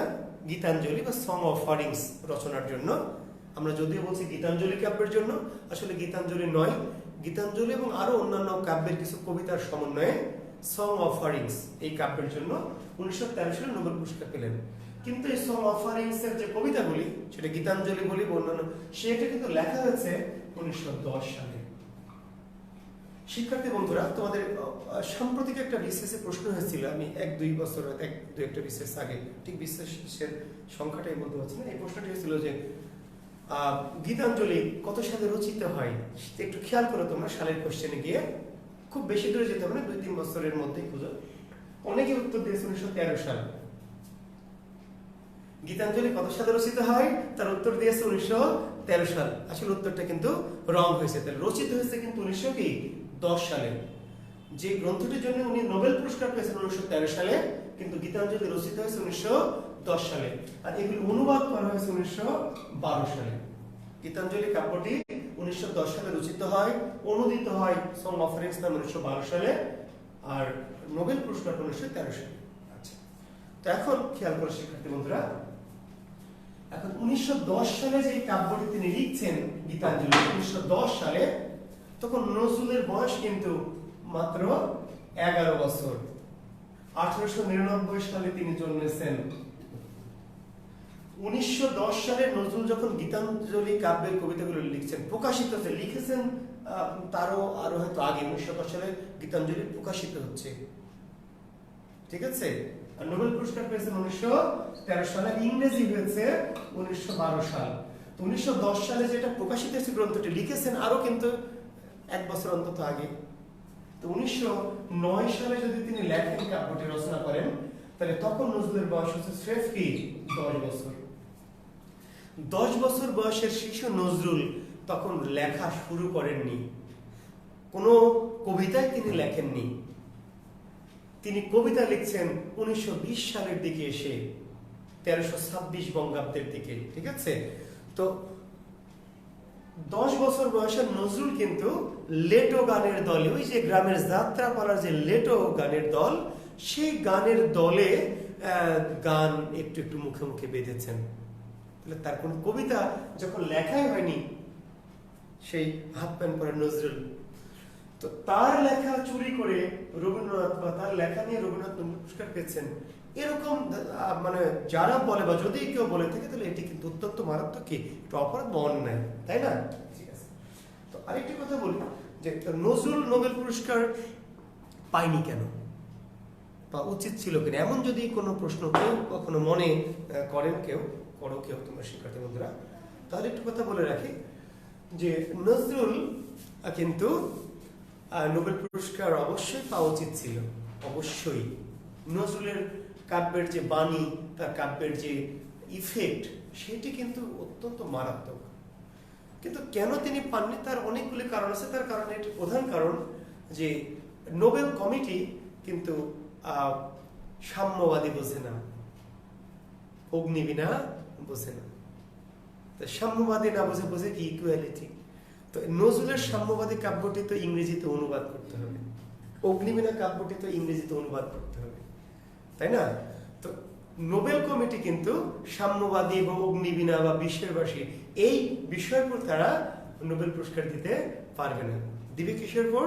সেই গ্রন্থটি যদি ইংরেজিতে অনুদিত হয়, এবং সেই অনুদিত গ্রন্থটি যদি নোবেল কমিটির কি হস্তগত হয়, বা সেখানে, অর্থাৎ প্রতিযোগিতায় যদি অংশগ্রহণই আপনি না করেন, তাহলে তো আপনার পুরস্কার পাওয়ার আসলে সুযোগ নাই। তো নজরুলের দুর্ভাগ্য, কিংবা আমাদের বাঙালি জাতির দুর্ভাগ্য, বা গোটা পৃথিবীর দুর্ভাগ্য, নজরুলের মতো এত প্রতিভাবান, এত মেধাবী, এত ইফেক্টিভ কবি, যিনি নোবেল পুরস্কার থেকে মানে পাননি বা বঞ্চিত হয়েছেন, কিংবা সেই ইয়েতে তিনি হয়তো ওই পর্যন্ত যেতেই পারেননি। কেন? কারণ ওই যে বললাম যে পারিবারিকভাবে বা সামাজিকভাবে কিংবা ব্যক্তিগতভাবে তিনি ওইভাবে ওই পর্যায়ে যেতে পারেননি। রবীন্দ্রনাথের সাথে তার এই পারিবারিক কিংবা এই ধরনের এক ধরনের একটা বিশাল গ্যাপ ছিল, যেটি সম্ভব হয়নি নজরুলের পক্ষে ওই জায়গাটাকে অ্যাচিভ করা। তো যাই হোক, সেই প্রসঙ্গটি নিয়ে নিশ্চয় আর অনেক বড় বোদ্ধারা আছেন, অনেক বড় বড় সাহিত্য তাত্ত্বিক আমাদের দেশে আছেন, তারা এই বিষয়গুলি হয়তো আলোচনা করবেন। তো এইভাবে নজরুলের সাহিত্য জগতে প্রবেশ ঘটে গেল। নজরুল কিন্তু বিদ্রোহী কবিতা লিখে কবি হয়ে গেলেন, বিদ্রোহী কবি, এবং তার উপাধি তখন হয়ে হয়ে গেল বিদ্রোহী কবি নজরুল। এই বিদ্রোহী কবি নজরুল হয়ে গেলেন। তো নজরুলের উপাধি কি? বিদ্রোহী কবি। নজরুলের আরেকটি উপাধি রেবেল পয়েট। রেবেল পয়েট, বাংলার বাইরন। বাংলার বাইরন, অর্থাৎ ইংরেজি সাহিত্যে যেমন বাইরনকে বলা হয় রেবেল পয়েট, বাংলার সাহিত্যের যদি বলা হয় যে বাংলার বাইরনকে, তার উত্তর নজরুল। বিদ্রোহী কবিকে নজরুল। আর নজরুলের একটি ছদ্মনাম ছিল, নিশ্চয় তোমরা জানো, ধূমকেতু। এই ধূমকেতু ছদ্মনামে নজরুল একটি প্রবন্ধ লিখেছেন। তো নজরুলের ছদ্মনাম ধূমকেতু, আর নজরুলের উপাধি বিদ্রোহী কবি এবং বাংলার বাইরন। তো নজরুল সাহিত্য জগতে প্রবেশ করলেন এবং তার প্রথম কাব্য প্রকাশিত হলো 1922 সালে। 1922 সালে নজরুলের প্রথম প্রকাশিত কাব্য গ্রন্থ নাম কি? অগ্নিবীণা।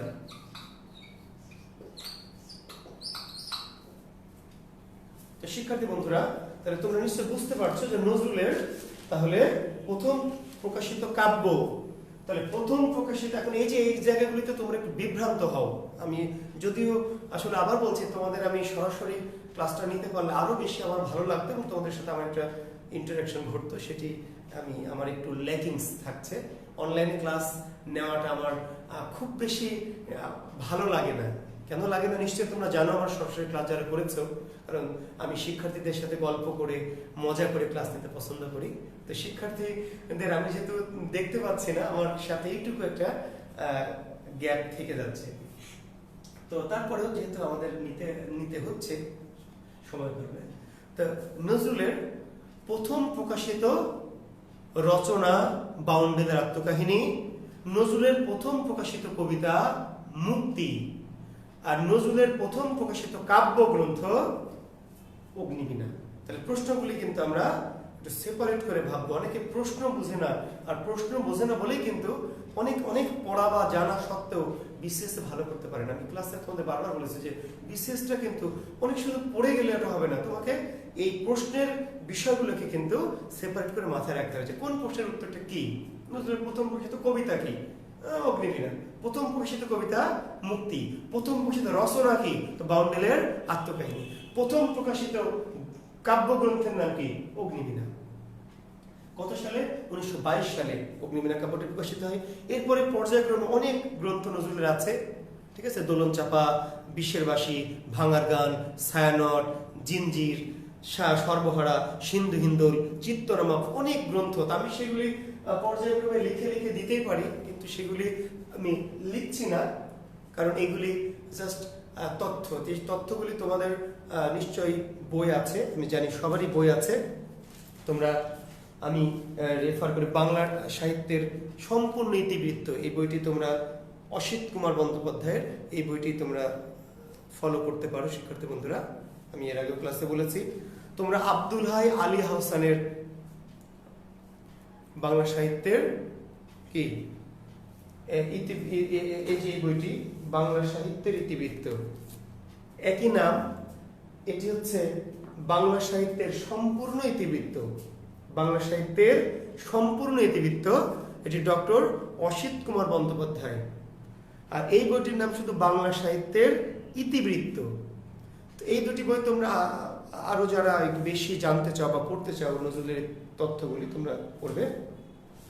পাশাপাশি আমার যে ডক্টর জুয়েল কিবরিয়ার একটি বই আছে বাংলা কোষ, নিশ্চয়ই তোমাদের অনেকের কাছে আছে। এই বইটিও তোমরা একটু রেফারেন্স হিসাবে পড়তে পারো, ঠিক আছে শিক্ষার্থী বন্ধুরা? তাই না? হ্যাঁ, তোমরা সৌমিত্র শেখর স্যারের সাহিত্য জিজ্ঞাসা, সেই বইটিও পড়তে পারো। আরেকটি বই আমরা ডক্টর হুমায়ুন আজাদের লাল নীল দীপাবলি, আমি খুবই পছন্দ করি এবং খুবই একটি দারুণ বই।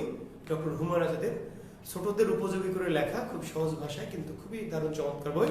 ডক্টর হুমায়ুন আজাদের লাল নীল দীপাবলি, ডক্টর সৌমিত্র শেখর স্যারের তোমরা সাহিত্য জিজ্ঞাসা, ঠিক আছে? এই বই দুটোও পড়তে পারো। এবং পাশাপাশি আমি আরো যে দুটো বই দেখেছি, এবং আমার বাংলা কোষ, এই বিশেষ বাংলা কোষ, এটা আমি জুয়েল কিবরিয়া, এই বইটি তোমরা ফলো করতে পারো। তো নজরুলের অগ্নিবীণা কাব্যগ্রন্থ, বিশ্বের বাসী, সাম্যবাদী, তাই না, চক্রবাক, ফণী মনসা, ছায়ানট, জিঞ্জির, প্রলয় শিখা, অসংখ্য কবিতা এবং নজরুল অনেক কাব্য নজরুল তার জীবনে কি রচনা করেছেন, এই কাব্যগুলি তোমরা পড়তে পারো। তো শিক্ষার্থী বন্ধুরা, আমি নজরুলের ওই যে বললাম যে আমি স্পেসিফিক কিছু বিষয়, যেহেতু আমার একটি বিসিএস ওরিয়েন্টেড ক্লাস বা আমার জব ওরিয়েন্টেড ক্লাস, আমি সেই বিষয়টাকে একটু হাইলাইট করার জন্যই একটু ক্লাসগুলো অন্য স্টাইলে যাচ্ছি। যে নজরুলের গ্রন্থের তালিকাগুলো আমি টোটালটা না দিয়ে একটু সেগমেন্ট করে করে ভাবছি। যেন বিশেষ প্রশ্ন হবে নজরুলের শিশুতোষ গ্রন্থ কোনটি, নিচের কোনটি নজরুল রচিত শিশুতোষ গ্রন্থ। তো তুমি যদি শুধু গ্রন্থের নামগুলি একটানা মুখস্থ করে যাও তাহলে কিন্তু বিসিএস ভালো করা যাবে না। অর্থাৎ কি জাতীয়, কি ধরনের, কোনটি শিশুতোষ, কোনটি আত্মজীবনীমূলক, কোনটি অনুবাদমূলক রচনা, কোনটি তাই না প্রবন্ধ, কোনটি গল্প, কোনটি উপন্যাস, এইভাবে নজরুলের রচনাগুলিকে বা যে কোনো বড় লেখকের রচনাগুলিকে তুমি একটু সেগমেন্ট করে করে আমরা বিসিএস এর জন্য পড়াই ক্লাসে। তো নজরুলের ছোটদের জন্য লেখা গ্রন্থ ঝিঙে ফুল, সাত ভাই চম্পা, কি কি শিশুতোষ গ্রন্থ, নজরুল রচিত শিশুতোষ গ্রন্থ ঝিঙে ফুল, সাত ভাই চম্পা, নজরুল রচিত শিশুতোষ গ্রন্থ ঝিঙে ফুল, সাত ভাই চম্পা। নজরুলের অনুবাদ গ্রন্থ আছে তিনটি, অনুবাদ গ্রন্থ খুবই বিখ্যাত, সেই অনুবাদ গ্রন্থ তিনটি। তার একটির নাম হচ্ছে রুবাইয়াতি হাফিজ,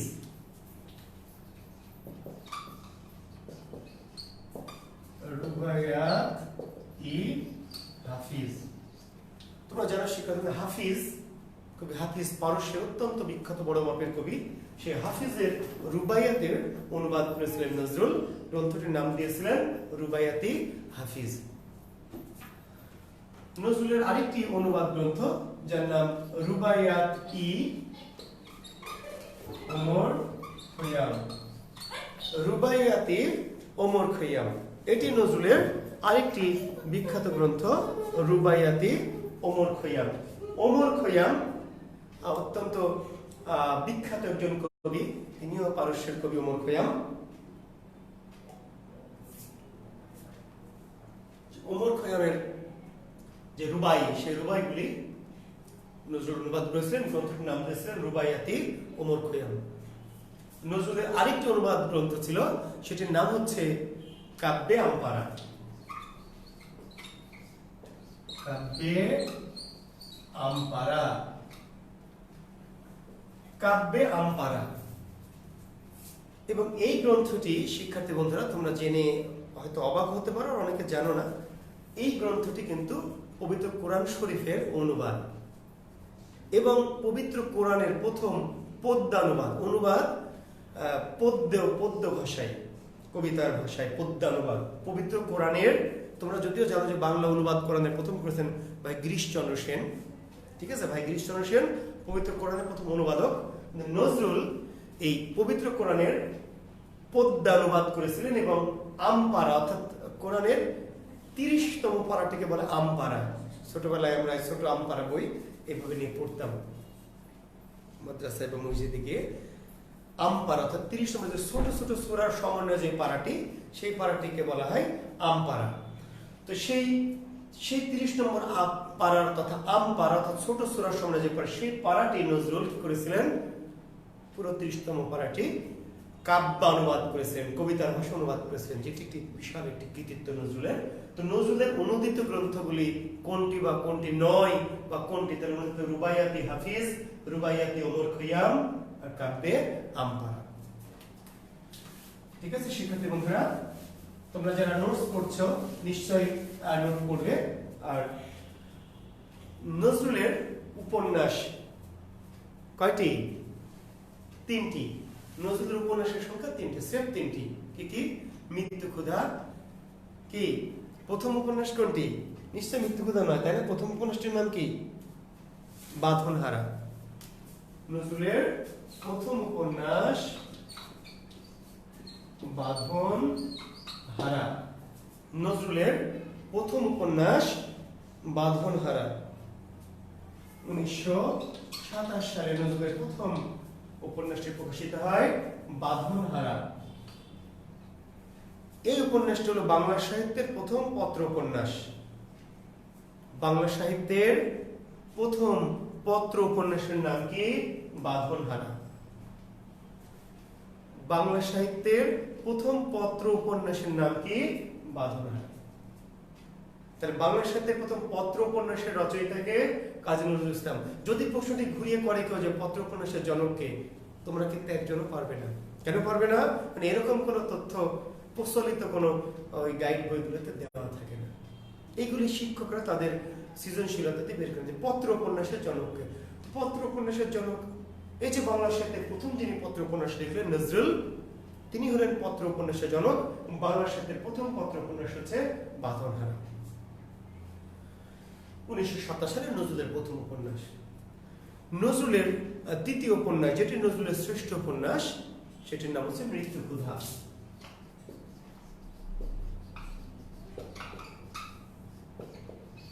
1929 সালে মৃত্যু ক্ষুধা উপন্যাসটি প্রকাশিত হয়, যেটি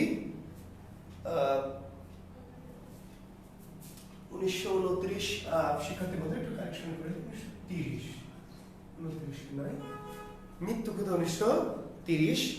এবং আরেকটি তার উপন্যাস ছিল যেটির নাম ছিল কি? কুহেলিকা।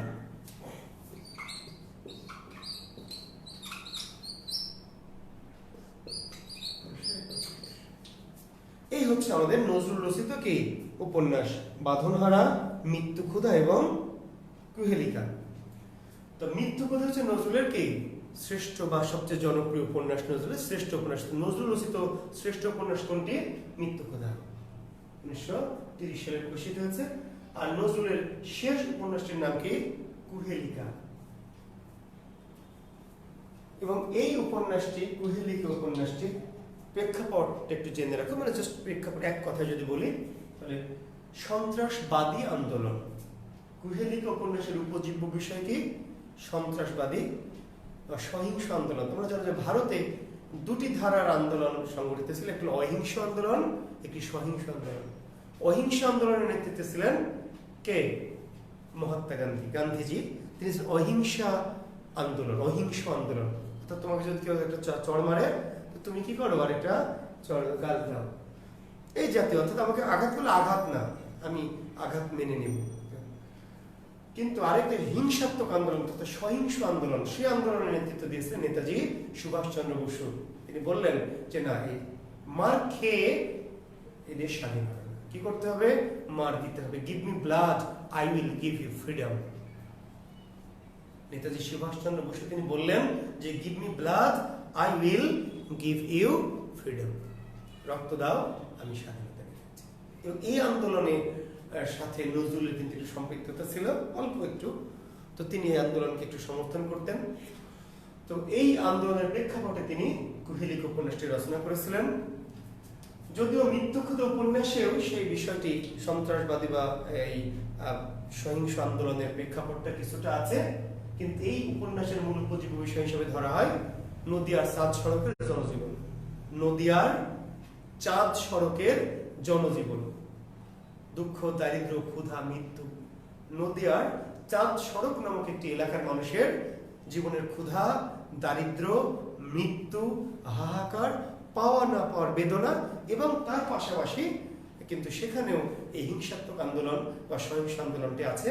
যদি অনেক ডিটেলসে যেতে পারছে না, কারণ আমি নজরুলকে আরেকটু বিষয় নিয়ে কথা বলতে চাই। এবং এই নায়কের, এই মৃত্যু ক্ষুধা উপন্যাসের নায়ক আনসার, সে এই হিংসাত্মক আন্দোলনের সাথে জড়িত। নায়কের নাম কি? মৃত্যু ক্ষুধা উপন্যাসের নায়ক আনসার, যে এই হিংসাত্মক আন্দোলন, ব্রিটিশ বিরোধী আন্দোলনের সাথে জড়িত। তোমরা নিশ্চয়ই কাহিনীটা পড়বে, নজরুলের মৃত্যু ক্ষুধা উপন্যাসটা অবশ্যই পড়বে, তোমাদের ভালো লাগবে এবং বিসিএস এর জন্য বা জবের জন্য কিন্তু কাজেও লাগবে। তো শিক্ষার্থী বন্ধুরা, নজরুল রচিত উপন্যাস তিনটি: বাঁধনহারা, মৃত্যু ক্ষুধা এবং কি? কুহেলিকা। আমরা জানলাম নজরুল থেকে একটি প্রশ্ন। নজরুলের আমরা যদি কাব্যগ্রন্থে যাই, তার আগে একটু গল্প গ্রন্থগুলো বলে নিই। নজরুলের গল্প গ্রন্থের সংখ্যা তিনটি: ব্যথার দান, রিক্তের বেদন এবং কি? শিউলিমালা। নজরুল রচিত গল্প গ্রন্থের সংখ্যা কয়টি? তিনটি: ব্যথার দান, রিক্তের বেদন এবং শিউলিমালা। ব্যথার দান, রিক্তের বেদন এবং শিউলিমালা। ব্যথার দান 1922 সালে, রিক্তের বেদন 1925 সালে এবং শিউলিমালা 1931। নজরুল রচিত গল্প গ্রন্থের সংখ্যা কয়টি? 3টি। কি কি? ব্যথার দান, রিক্তের বেদন, শিউলিমালা। বা কোনটি নজরুল রচিত গল্প গ্রন্থ বা কোনটি নজরুল রচিত গল্প গ্রন্থ নয়, এমনও প্রশ্ন অনেক সময় কি আমরা করে থাকি শিক্ষার্থী বন্ধুরা। তাহলে কোনটি নয়, তাহলে এই 3টা বাদ দিয়ে যেটি থাকবে সেটি নয়। আর কোনটি গ্রন্থ, তাহলে এই 3টার যে কোনো একটি থাকতে পারে, 3টিও থাকতে পারে, যে সবগুলি। কোনটি নজরুল রচিত গল্প গ্রন্থ, তাহলে এই 3টি থাকবে, সবগুলি হবে, অথবা 3টির কোনো একটি থাকবে, অথবা প্রশ্নটা একটু চালাকি করে বলা হবে যে কোনটি নজরুল রচিত গল্প গ্রন্থ নয়। অনেকে পড়ে কোনটি নজরুল রচিত গ্রন্থ নয়, তো গল্প গ্রন্থ নয়, তার মানে এর মধ্যে উপন্যাস দিতে পারে মৃত্যুক্ষুধা, সেটি কিন্তু নজরুল রচিত গ্রন্থ, কিন্তু নজরুল রচিত গল্প গ্রন্থ নয়। এই প্রশ্নগুলো অনেক সময় বুঝতে পারে না বলে শিক্ষার্থীরা কিন্তু হুট করে বিভ্রান্ত হয়ে যায়। তাহলে ব্যথার দান, রিক্তের বেদন, শিউলিমালা, এই গল্প গ্রন্থগুলিতে নজরুলের একটু আলাদা স্বকীয় সত্তা প্রকাশ পেয়েছে। নজরুলের রোমান্টিক সত্তাটি, অর্থাৎ নজরুলের কিন্তু দুটি সত্তা। নজরুলের জীবনে 2টি ধারা, তোমরা জানো। নজরুলকে নিয়ে খুবই, আমি প্রথমেই বলেছি, নজরুলকে নিয়ে বলে শেষ করা যাবে না। নজরুলের আত্মার ভিতরে 2টি ধারা, একটি হচ্ছে তার বিদ্রোহী ধারা এবং আরেকটি হচ্ছে তার রোমান্টিক ধারা। তিনি বলেছেন বিদ্রোহী কবিতায়, মম এক হাতে বাঁকা বাঁশের বাঁশরি, আর হাতে রণতুর্য। এক হাতে বাঁকা বাঁশের বাঁশরি, কৃষ্ণের মোহনবাসী, যেটা রোমান্টিকতা, রোমান্সের বাঁশি, আর এক হাতে কি? রণতুর্য, অর্থাৎ যুদ্ধের বাঁশি, যুদ্ধের বাদ্যযন্ত্র। তো এই গল্পগুলোতে নজরুলের সেই কি রোমান্টিক যে বাঁশি, অর্থাৎ নজরুলের গল্পগুলির মধ্যে প্রেম, বিরহ, আবেগ, ভালো লাগা, ভালোবাসা, পাওয়া না পাওয়া, ব্যথা, বেদনা, এই বিষয়গুলোকে প্রাধান্য দিয়ে নজরুল কিন্তু তার গল্পের প্লটগুলি সাজিয়েছিলেন।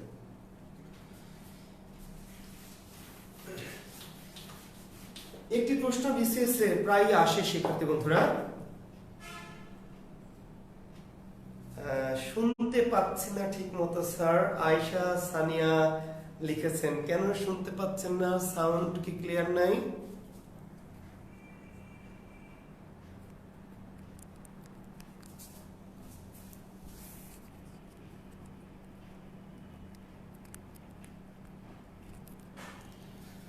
হ্যাঁ শিক্ষার্থী বন্ধুরা, দু একজন লিখছেন শুনতে পাচ্ছেন না, সাউন্ডের একটু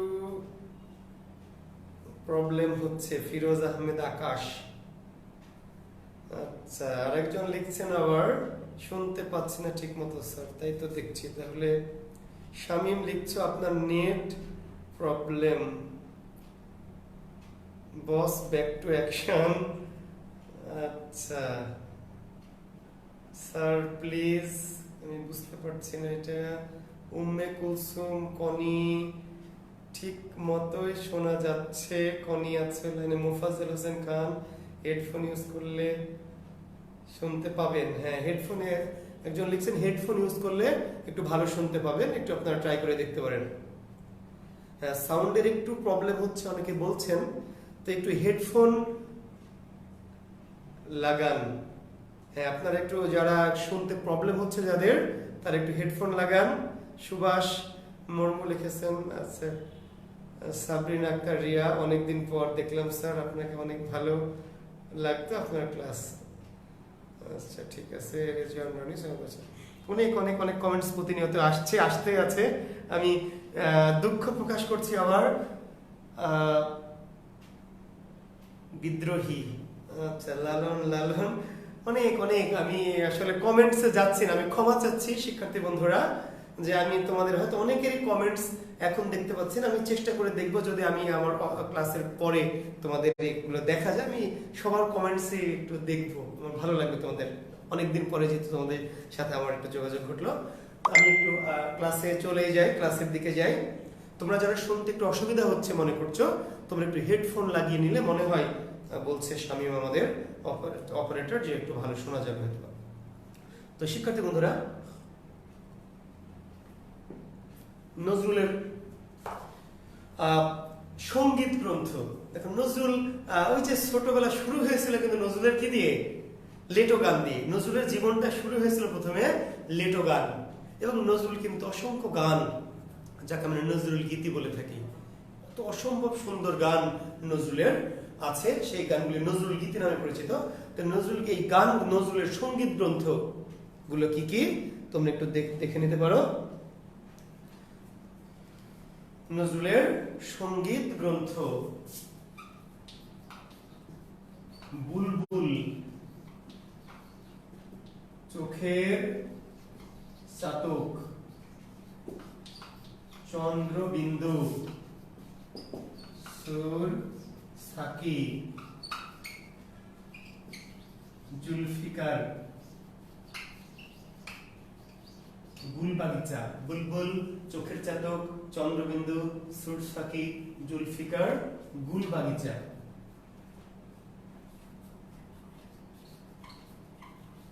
চন্দ্রবিন্দু।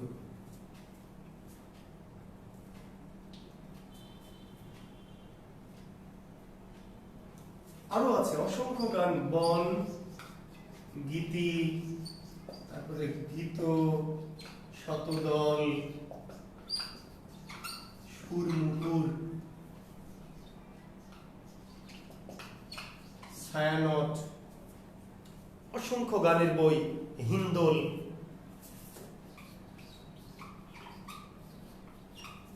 নজরুল রচিত বিশেষ করে এই গ্রন্থগুলি একটু বেশি গুরুত্বপূর্ণ। বুলবুল, হয়তো প্রশ্ন হবে চোখের চাতক কি জাতীয় রচনা, হয়তো প্রশ্ন হতে পারে জুলফিকার কি জাতীয় রচনা, চন্দ্রবিন্দু কি জাতীয় রচনা, ঠিক আছে, হিন্দোল কি জাতীয় রচনা, ছায়ানট কি জাতীয় রচনা। তাহলে এই গ্রন্থগুলি বা নিচের কোনটি নজরুল রচিত সঙ্গীত গ্রন্থ, নিচের কোনটি নজরুল রচিত গানের বই, বা কোনটি সঙ্গীত গ্রন্থ নয়, এই প্রশ্নগুলো আমরা চালাকি করে করি। তো এইগুলি নজরুলের বিখ্যাত সঙ্গীত গ্রন্থ: বুলবুল, চোখের চাতক, চন্দ্রবিন্দু, সুর সাকি, জুলফিকার, গুলবাগিচা, বনগীতি, গীত শতদল, সুরমুকুর, ছায়ানট, হিন্দোল। শিক্ষার্থী বন্ধুরা, এইগুলি তাহলে নজরুল রচিত কি সঙ্গীত গ্রন্থ, ঠিক আছে। নজরুল রচিত প্রবন্ধ গ্রন্থ একটু দেখো। নজরুল রচিত প্রবন্ধ: যুগবাণী। নজরুল রচিত প্রবন্ধ যুগবাণী, তারপরে হলো রুদ্র, মঙ্গল, তারপরে দুর্দিনের যাত্রী। নজরুল রচিত কি এগুলি কি জাতীয় রচনা? প্রবন্ধ জাতীয় রচনা। যুগবাণী, রুদ্র, মঙ্গল, দুর্দিনের যাত্রী।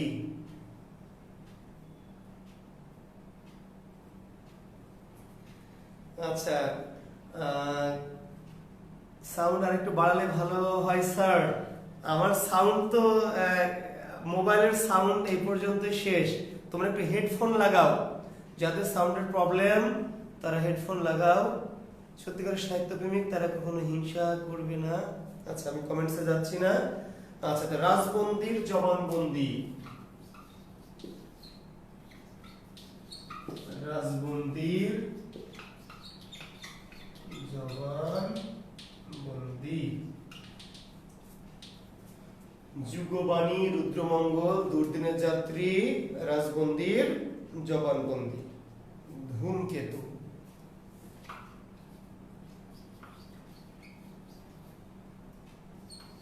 নজরুল রচিত প্রবন্ধ গ্রন্থ, বিখ্যাত প্রবন্ধ গ্রন্থ: যুগবাণী, রুদ্রমঙ্গল, দুর্দিনের যাত্রী, রাজবন্দির জবানবন্দি এবং ধূমকেতু। এইগুলি হচ্ছে নজরুল রচিত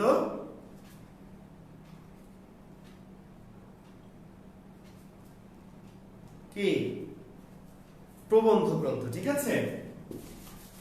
এখন আমি অত্যন্ত ইম্পর্টেন্ট একটা বিষয় তোমাদের সাথে যাব, যে নজরুল কোন কোন গ্রন্থ নজরুলের নিষিদ্ধ হয়েছিল। এরকম একটি প্রশ্ন শিক্ষার্থী বন্ধুরা বিসিএসে হয়, এটা নিয়ে একটু নজরুলের কোন গ্রন্থগুলি নিষিদ্ধ বা বাজেয়াপ্ত হয়েছে। তো শিক্ষার্থী বন্ধুরা, নজরুলের নিষিদ্ধ গ্রন্থের সংখ্যা নিয়ে একটুখানি দ্বিমত আছে, বাজেয়াপ্ত গ্রন্থের সংখ্যা নিয়ে।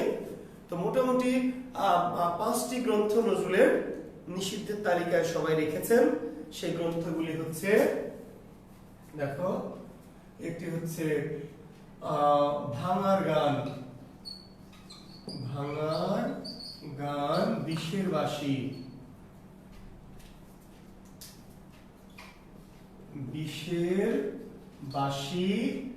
ভাঙার গান, প্রলয় শিখা, চন্দ্রবিন্দু। নজরুলের নিষিদ্ধ কাব্যগ্রন্থ হলো বিষের বাঁশি, ভাঙার গান, প্রলয় শিখা। আর নিষিদ্ধ সঙ্গীত গ্রন্থের নাম কি? চন্দ্রবিন্দু। ঠিক আছে। আর নিষিদ্ধ প্রবন্ধ হচ্ছে কি নজরুলের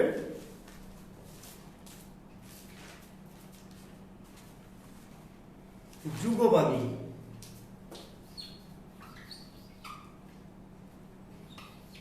এই 5টি গ্রন্থ নজরুলের নিষিদ্ধ। এটা নিয়ে সবাই এই 5টি গ্রন্থের কথা বলেছেন। ঠিক আছে। শিশির কর, বিখ্যাত সাহিত্যতাত্ত্বিক নজরুল গবেষক শিশির কর, তিনি বলেছেন এই 5টি গ্রন্থ নজরুলের নিষিদ্ধ হয়েছে। কাব্যগ্রন্থ হচ্ছে ভাঙার গান, বিষের বাঁশি, প্রলয় শিখা, সঙ্গীত গ্রন্থ চন্দ্রবিন্দু, প্রবন্ধ গ্রন্থ যুগবাণী। তবে এর বাইরে আরো 2টি গ্রন্থের কথা কেউ কেউ বলছেন যে এই গ্রন্থ 2টি নিষিদ্ধ হয়েছে। তার একটি গ্রন্থের নাম হচ্ছে দুর্দিনের যাত্রী এবং রুদ্রমঙ্গল। তবে এটা নিয়ে একটু দ্বিমত আছে। রুদ্রমঙ্গল এবং দুর্দিনের যাত্রী। তো শিক্ষার্থী বন্ধুরা, যদি কনফিউশন আসে বা পরীক্ষা, তাহলে তোমরা এই 5টি গ্রন্থ দিবা যে ভাঙার। এই 5টি গ্রন্থ মূলত নজরুলের বাজেয়াপ্ত হয়েছিল। ঠিক আছে। ভাঙার গান, বিষের বাঁশি, প্রলয় শিখা, চন্দ্রবিন্দু, যুগবাণী। এইটি বহুল প্রচলিত তথ্য নির্ভর মত যে এই 5টি গ্রন্থ নজরুলের নিষিদ্ধ বা বাজেয়াপ্ত হয়েছে। 2-1টি তাত্ত্বিকের মতে রুদ্রমঙ্গল এবং দুর্দিনের যাত্রী নিষিদ্ধ হয়েছে, তবে এটা নিয়ে প্রামাণিকতা পাওয়া যায়নি। আর আরেকটি গ্রন্থ নজরুলের অগ্নিবীণা। শিক্ষার্থী বন্ধুরা, একটু খেয়াল করতে হবে কথাটি, যেটি বলছে অগ্নিবীণা। এই কাব্যটি কিন্তু বাজেয়াপ্ত হয়নি। কাব্যটি বাজেয়াপ্ত হয়নি, কিন্তু এই কাব্যের একটি কবিতা, যে কবিতাটির নাম ছিল রক্তাম্বর ধারিণী মা। রক্তাম্বর ধারিণী মা। এই রক্তাম্বর ধারিণী মা, এই কবিতাটির নিষিদ্ধ করা হয়। অগ্নিবীণা কাব্য নিষিদ্ধের তালিকায় সমালোচকরা রাখছেন না। তারা বলছেন অগ্নিবীণা কাব্যের একটি কবিতা রক্তাম্বর ধারিণী মা। শিথির সিঁদুর মুছে ফেল মাগো, জাল শেথা জাল কালচিতা, তোমার খড়গ রক্ত হোক, স্রষ্টার বুকে লাল ফিতা। তোমরা পড়ে দেখবে, অগ্নিবীণা কাব্যে এখনো আছে। অগ্নিবীণা কাব্যের এটি 3য় কবিতা যথাসম্ভব। শিথির সিঁদুর মুছে ফেল মাগো, জাল শেথা জাল কালচিতা, তোমার খড়গ রক্ত হোক, স্রষ্টার বুকে লাল ফিতা। তো দেবীকে সম্বোধন করে, রক্তাম্বর ধারিণী মাকে সম্বোধন করে লিখছেন। আর এই অগ্নিবীণা কাব্যের কিন্তু প্রথম কবিতার নাম কি? প্রশ্ন। নজরুলের খুবই বিখ্যাত একটি কবিতা অগ্নিবীণা, অত্যন্ত বিখ্যাত কাব্য, তার প্রথম কাব্য এবং সবচেয়ে বিখ্যাত কাব্য অগ্নিবীণা। তো অগ্নিবীণা কাব্যের প্রথম কবিতার নাম কি? প্রলয় উল্লাস। এই প্রশ্নটি বিশেষে এসছে যে অগ্নিবীণা কাব্যের প্রথম কবিতা প্রলয় উল্লাস। বিদ্রোহী কততম কবিতা? অগ্নিবীণা কাব্যের বিদ্রোহী কততম কবিতা? শিক্ষার্থী বন্ধুরা, তার উত্তর হচ্ছে 2 নম্বর। বিদ্রোহী অগ্নিবীণা কাব্যের কততম কবিতা? 2য় সংখ্যক। ঠিক আছে। প্রথম কবিতার নাম কি? প্রলয় উল্লাস। তাহলে অগ্নিবীণা কাব্যের প্রথম কবিতার নাম প্রলয় উল্লাস, আর 2য় কবিতাটি হচ্ছে বিদ্রোহী। ঠিক আছে। শেষ কবিতার নাম কি? মহরম। জেনে রাখো, অগ্নিবীণা কাব্যের শেষ কবিতাটির নাম মহরম। কারবালার বিষাদময় কাহিনী নিয়ে মহরম কবিতাটি লেখা হয়েছে। তো এই অগ্নিবীণা কাব্যের রক্তাম্বর ধরনের মা কবিতাটি নিষিদ্ধ হয়েছে, কিন্তু পুরো কাব্যগ্রন্থটি নিষিদ্ধ হয়নি, বাজেয়াপ্ত হয়নি। আচ্ছা, নজরুল কারাবরণ করতে হয়েছে নজরুলকে জীবনে 2 বার। নজরুল কারাবরণ করেছেন কয়বার? 2 বার। তার প্রথমটি 1923 সালের 16 জানুয়ারি। 1923 সালের 16 জানুয়ারি শিক্ষার্থী বন্ধুরা নজরুলকে কারাবরণ করতে হয়, তার 1 বছরের জেল হয়। কিসের জন্য? একটি কবিতার জন্য। কবিতাটির নাম কি? আনন্দময়ীর আগমনে। আনন্দময়ীর আগমনে। তো এই আনন্দময়ীর আগমনে এই কবিতাটির জন্য নজরুলকে কারাদণ্ড দেওয়া হয়। এই কবিতাটি নজরুল তার যে প্রকাশিত পত্রিকা ছিল, একটি নজরুল সম্পাদিত পত্রিকা, কি? ধূমকেতু। নজরুল সম্পাদিত একটি পত্রিকা ছিল। 1922 সালে এই পত্রিকাটি নজরুল সম্পাদনা করেন, প্রথম প্রকাশিত করেন আর কি। তো নজরুল তার যে এই যে সম্পাদিত পত্রিকা ধূমকেতুতে 1922 সালে তিনি একটি এটি বলছি আমরা একটা পূজা সংখ্যা বলা হচ্ছে আর কি। ধূমকেতু পত্রিকা 1922 সালের পূজা সংখ্যায় আনন্দময়ের আগমন নামে একটি কবিতা লিখেছিলেন, দেবী দুর্গাকে সম্বোধন করে। ঠিক আছে? আর কতকাল থাকবি বেটি ঢেলা মূর্তির আড়ালে, দেশটা যে আজ নাশ করেছে উগ্র মূর্তি চাড়ালে। আর কতকাল থাকবি বেটি, দেবী দুর্গাকে সম্বোধন করছেন, আর কতকাল থাকবি বেটি ঢেলা মূর্তির আড়ালে। ঢেলা মূর্তির আড়ালে মূর্তির মতে কতকাল থাকবি, দেশটা যে আজ নাশ করলো উগ্র মূর্তি চাড়ালে। এই জাতীয় একটা চরণ তিনি লিখেছিলেন। তো এই চরণ লেখার ফলে ব্রিটিশরা তার প্রতি ক্ষুব্ধ হয়, ক্রুদ্ধ হয় এবং তার নামে রাষ্ট্রদ্রোহিতায় প্ররোচিত করার মামলা হয়। রাষ্ট্রদ্রোহিতায়, রাষ্ট্রের বিরুদ্ধে খেপিয়ে তোলা এই মামলা হয় এবং 1923 সালের 16 জানুয়ারি ম্যাজিস্ট্রেট সুইনহো নামটা লিখে রাখো শিক্ষার্থী বন্ধুরা। খুব এই ম্যাজিস্ট্রেট সুইনহো নজরুলকে ভারতীয় দণ্ডবিধির 124 ধারা অনুসারে 124 ধারা অনুসারে রাষ্ট্রদ্রোহিতায় প্ররোচিত করার অপরাধে 1 বছরের কারাদণ্ড দেন। নজরুলকে প্রথম আচ্ছা একটি প্রশ্ন, তামান্না সেতু প্রশ্ন করেছেন, স্যার পত্র উপন্যাস কি?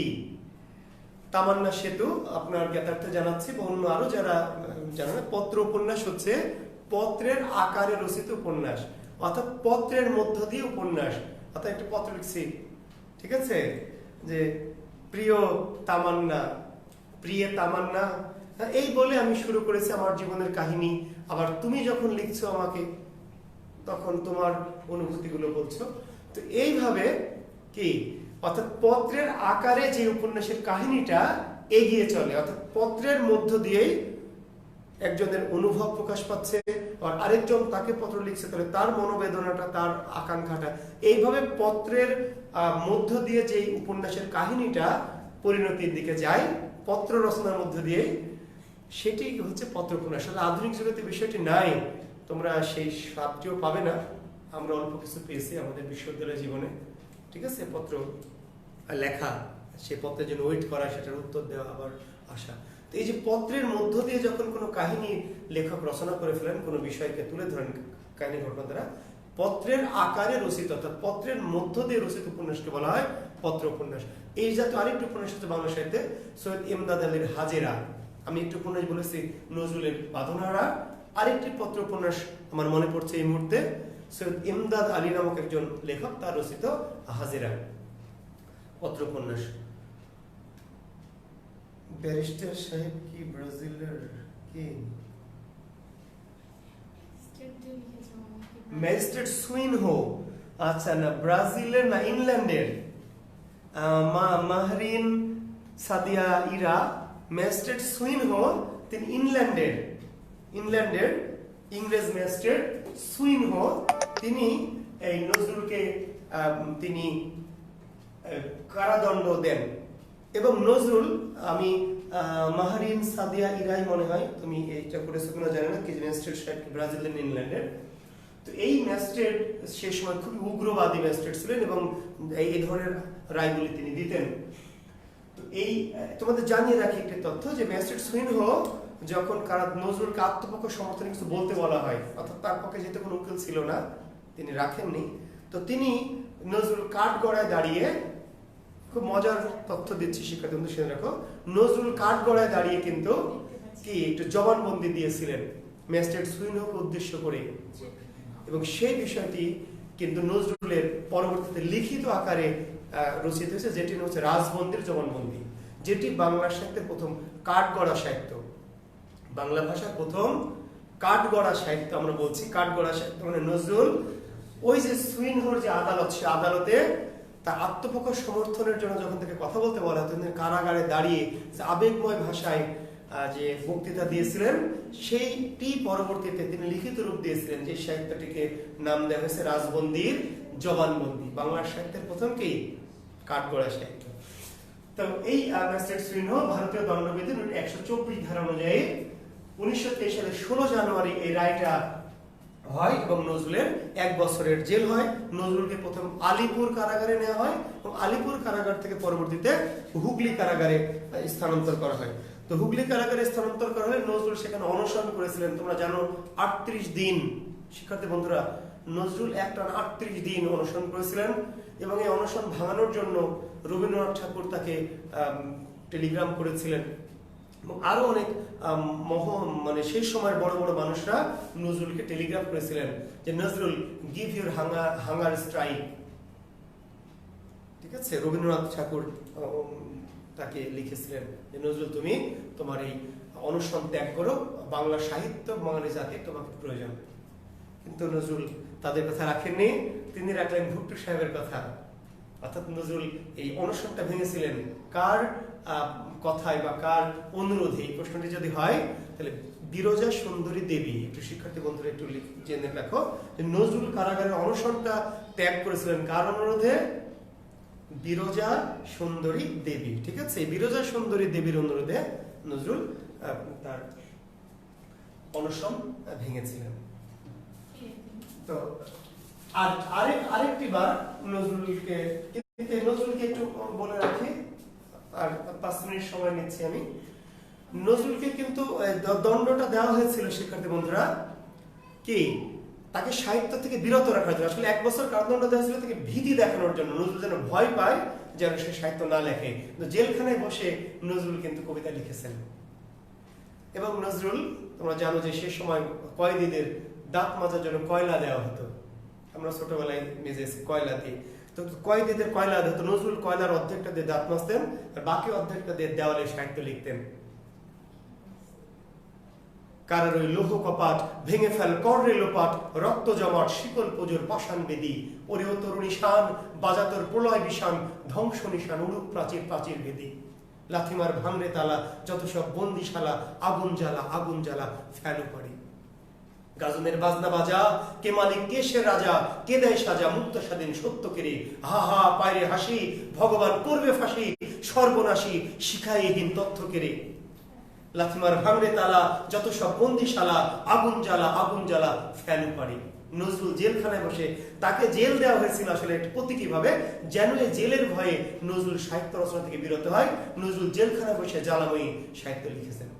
তখন তাকে হাত করা এবং হাতে পায়ে বেড়ি পরিয়ে দেওয়া হয়েছিল। শিক্ষার্থী বন্ধুরা, তোমরা জানো যে ওই কারাগারে, হুগলি কারাগারে নজরুলকে নির্যাতন করা হয়েছিল এবং তার শুধুমাত্র ফাঁসির কয়েদিদেরই হাত পায়ে বেড়ি পরিয়ে রাখার নিয়ম ছিল, কিন্তু নজরুল যাতে লিখতে না পারে সেই জন্য নজরুল হাতে পায়ে বেড়ি রাখা।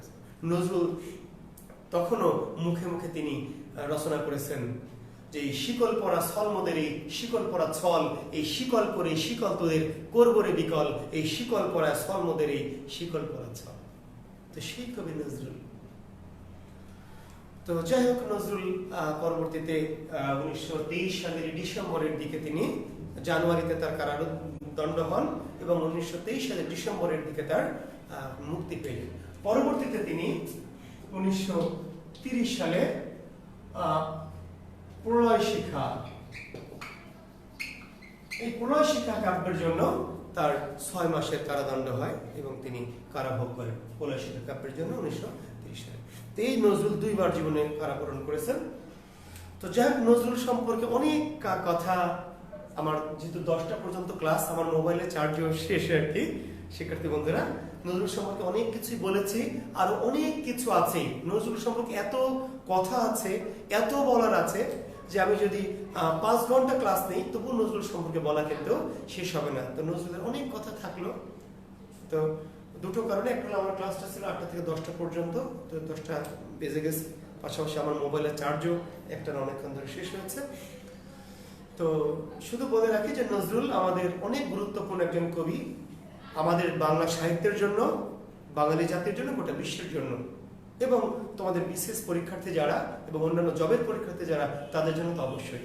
কাজে নজরুল সম্পর্কে আমি তোমাদের একটা চিন্তার আসলে খোরাক দিয়েছি, নজরুলকে জানার জন্য একটু অনুপ্রাণিত করতে চেয়েছি। তোমরা নজরুলের জীবনী পড়বে, নজরুল সম্পর্কে পড়বে, জানবে। নজরুলের অনেক কবিতা আছে যেগুলো নিয়ে কথা বলতে পারতাম, অনেক সাহিত্য ছিল যেগুলো নিয়ে আলোচনা করতে পারতাম। তো আমরা অন্য কোনো ক্লাসে নজরুলের